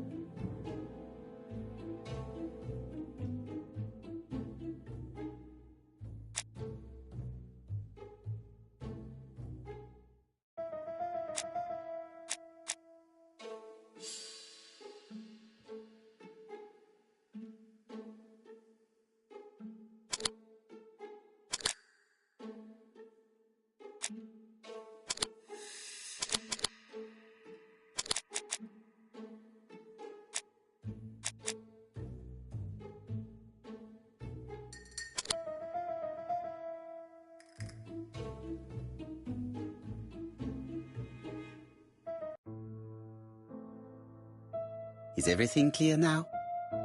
You might like to explain your reasoning again. Of course. First of all, remember that the murderer made it a rule to always post his letter before the murder. He never digressed from that rule. However, in Churston, he encountered a problem. The village has only 500 inhabitants. With advance warning, it would be easy to arrest him. Therefore, the murderer delayed his letters deliberately with the wrong address. The plan wouldn't have worked if he'd sent it to Scotland Yard or the papers because everybody knows their addresses. The mistake would have been corrected and the letter would have been on time. That is why the murderer chose me as the recipient. Because for his plan to succeed, it was necessary for at least one of the letters to have a wrong address and get lost. It was very cunning. Absolument. It is a very subtle plan. It matches the profile we have drawn up of him perfectly. That of an intelligent, daring and calculating murderer. But that's not how you describe Cust. You are quite right, mademoiselle. Like you, I find it hard to believe that this dull character is the clever murderer we are looking for. Do madmen... I mean, if he's mad, he might have two very different sides. No doubt. But the murderer is not mad. All the specialists agree that he does not have the profile of a psychopath. But if Cust is not guilty, how do you explain his presence at the scene of the crimes? Mr. Clark, the answer to your question is in the medical records of your brother's patients. Documents which Cust most certainly did not have access to. Let us now try and get our brain cells to work.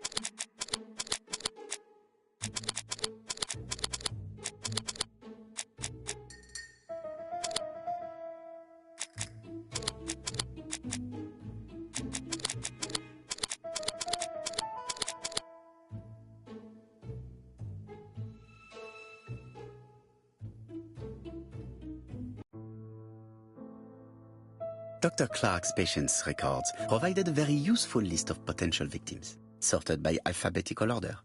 The killer definitely used it, explaining the fact that all the victims were former patients of the doctor.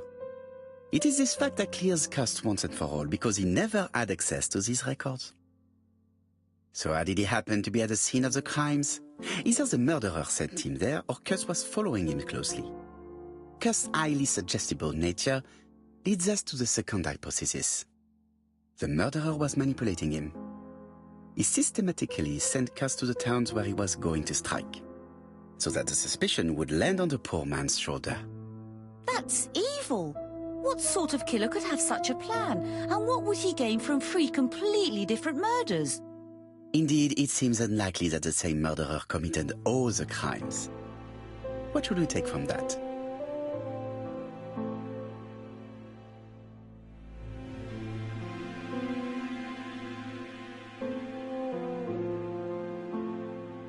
There is not one murderer, but 3 accomplices, who all used the same scenario.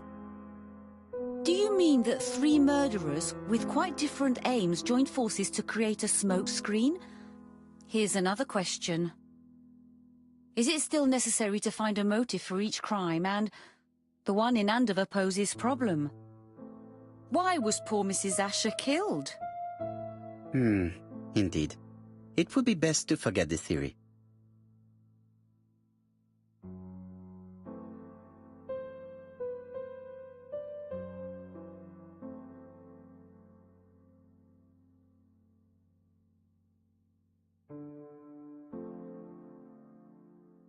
Just one murder was of benefit to the murderer. The others were just diversions.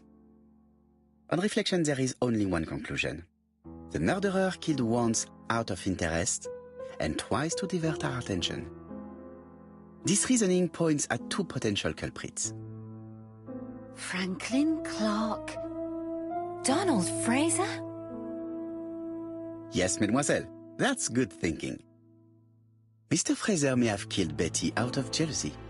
Mr. Clark may have killed his brother in order to inherit his large fortune. Both have a motive. But Donald did not have access to Dr. Clark's records. Please allow me to disagree with you, mademoiselle.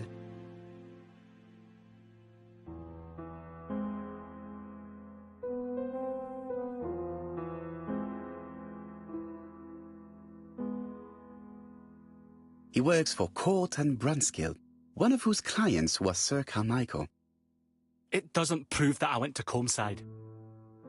You could have done it, and you may have used the opportunity to take a look at Sir Carmichael's records. You think I'm guilty? You or Mr. Franklin Clark? That's ridiculous. Both of you have a motive. The question is, which of you has the profile that most resembles the murderer? Let us now try and get our brain cells to work.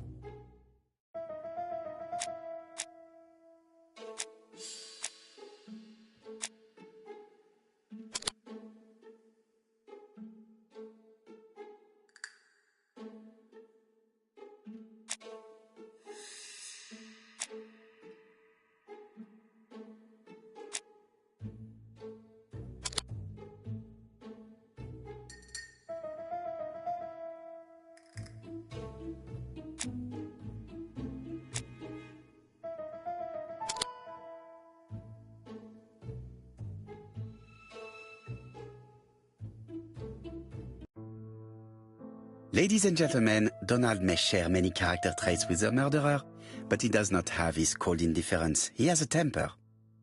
It is hard to imagine him planning anything. Also, jealousy is his motive, and crimes of passion are rarely planned.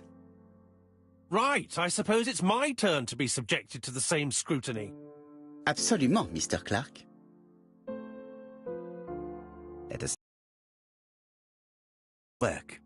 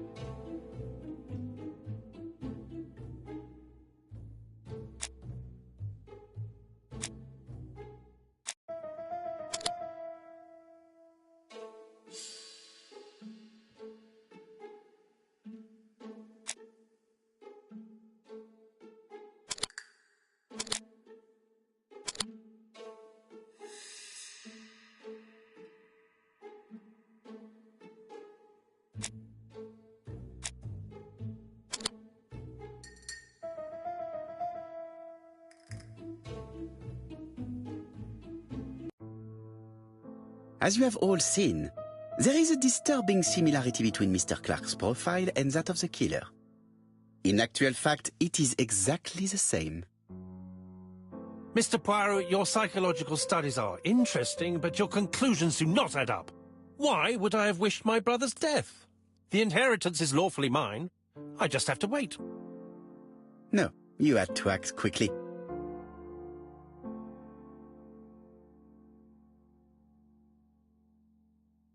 Because of Miss Grey.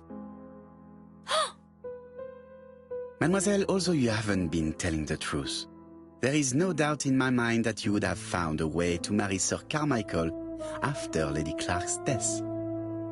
For you, Mr. Clark, it was a disaster. If Miss Grey had children by your brother, you would not have inherited a thing. You realized the danger after reading several letters from Comside, especially one in which your brother opened his heart to you. So you hurried home from China, and you took action. In truth, Cust was no more than a puppet manipulated by the real culprit. You, Mr. Clark. Such an imagination, Mr. Poirot. In fact, nobody manipulated Cust. The famous instructions he received by post. He wrote them on the typewriter. We know that for sure. Oh, no. You know perfectly well. That is not true. Eh bien, voilà. Light has now been shed on the ABC murders. Your theories are ingenious, but you haven't any proof. One point to him. For the moment, I have no material proof. Either I admit to it, or I bluff.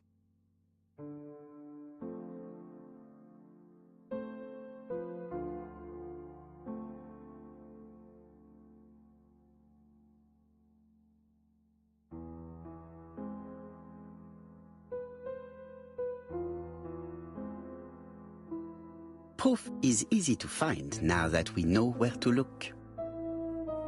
You have nothing on me.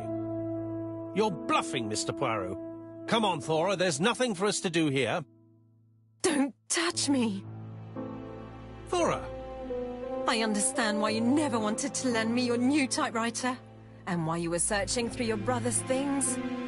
And the hole you dug on the moors. What did you hide there? The knife you used to kill your brother? All right. Well played. I lose. The game's up.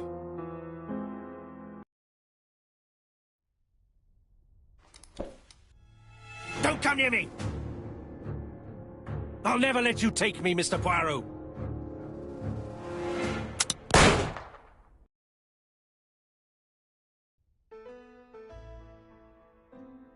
I'm sorry, Mr. Clark, there is no easy death for you. I expected your reaction, so I used blanks. I'm sorry, mademoiselle, but your second chance has been lost. Franklin Clark will never inherit his brother's fortune.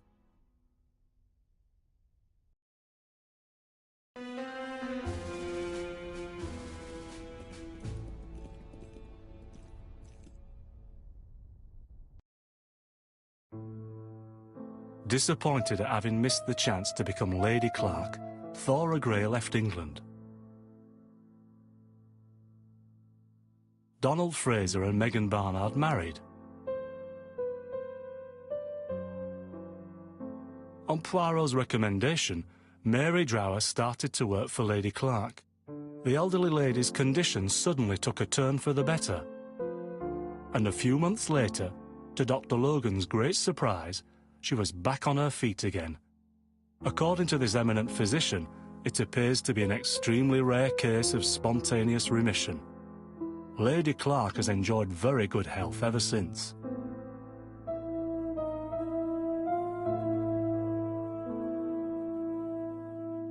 Journal of an Innocent, the incredible story of ABC. As for A.B. Cust, after being advised by Poirot, he made a great deal of money by selling his story to the press. And as for me, and with business booming, the Black Swan has become the #1 tourist attraction in the whole of Yorkshire, even more popular than York Minster.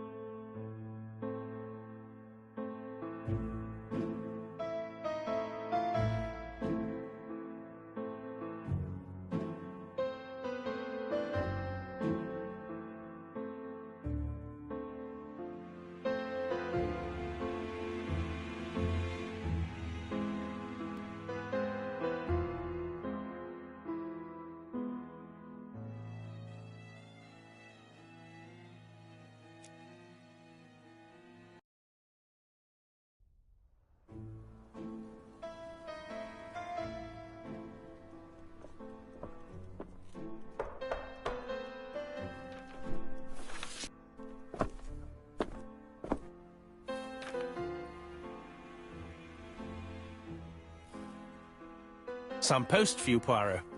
Mr. Hercule Poirot, you fancy yourself, don't you, at solving mysteries that are too difficult for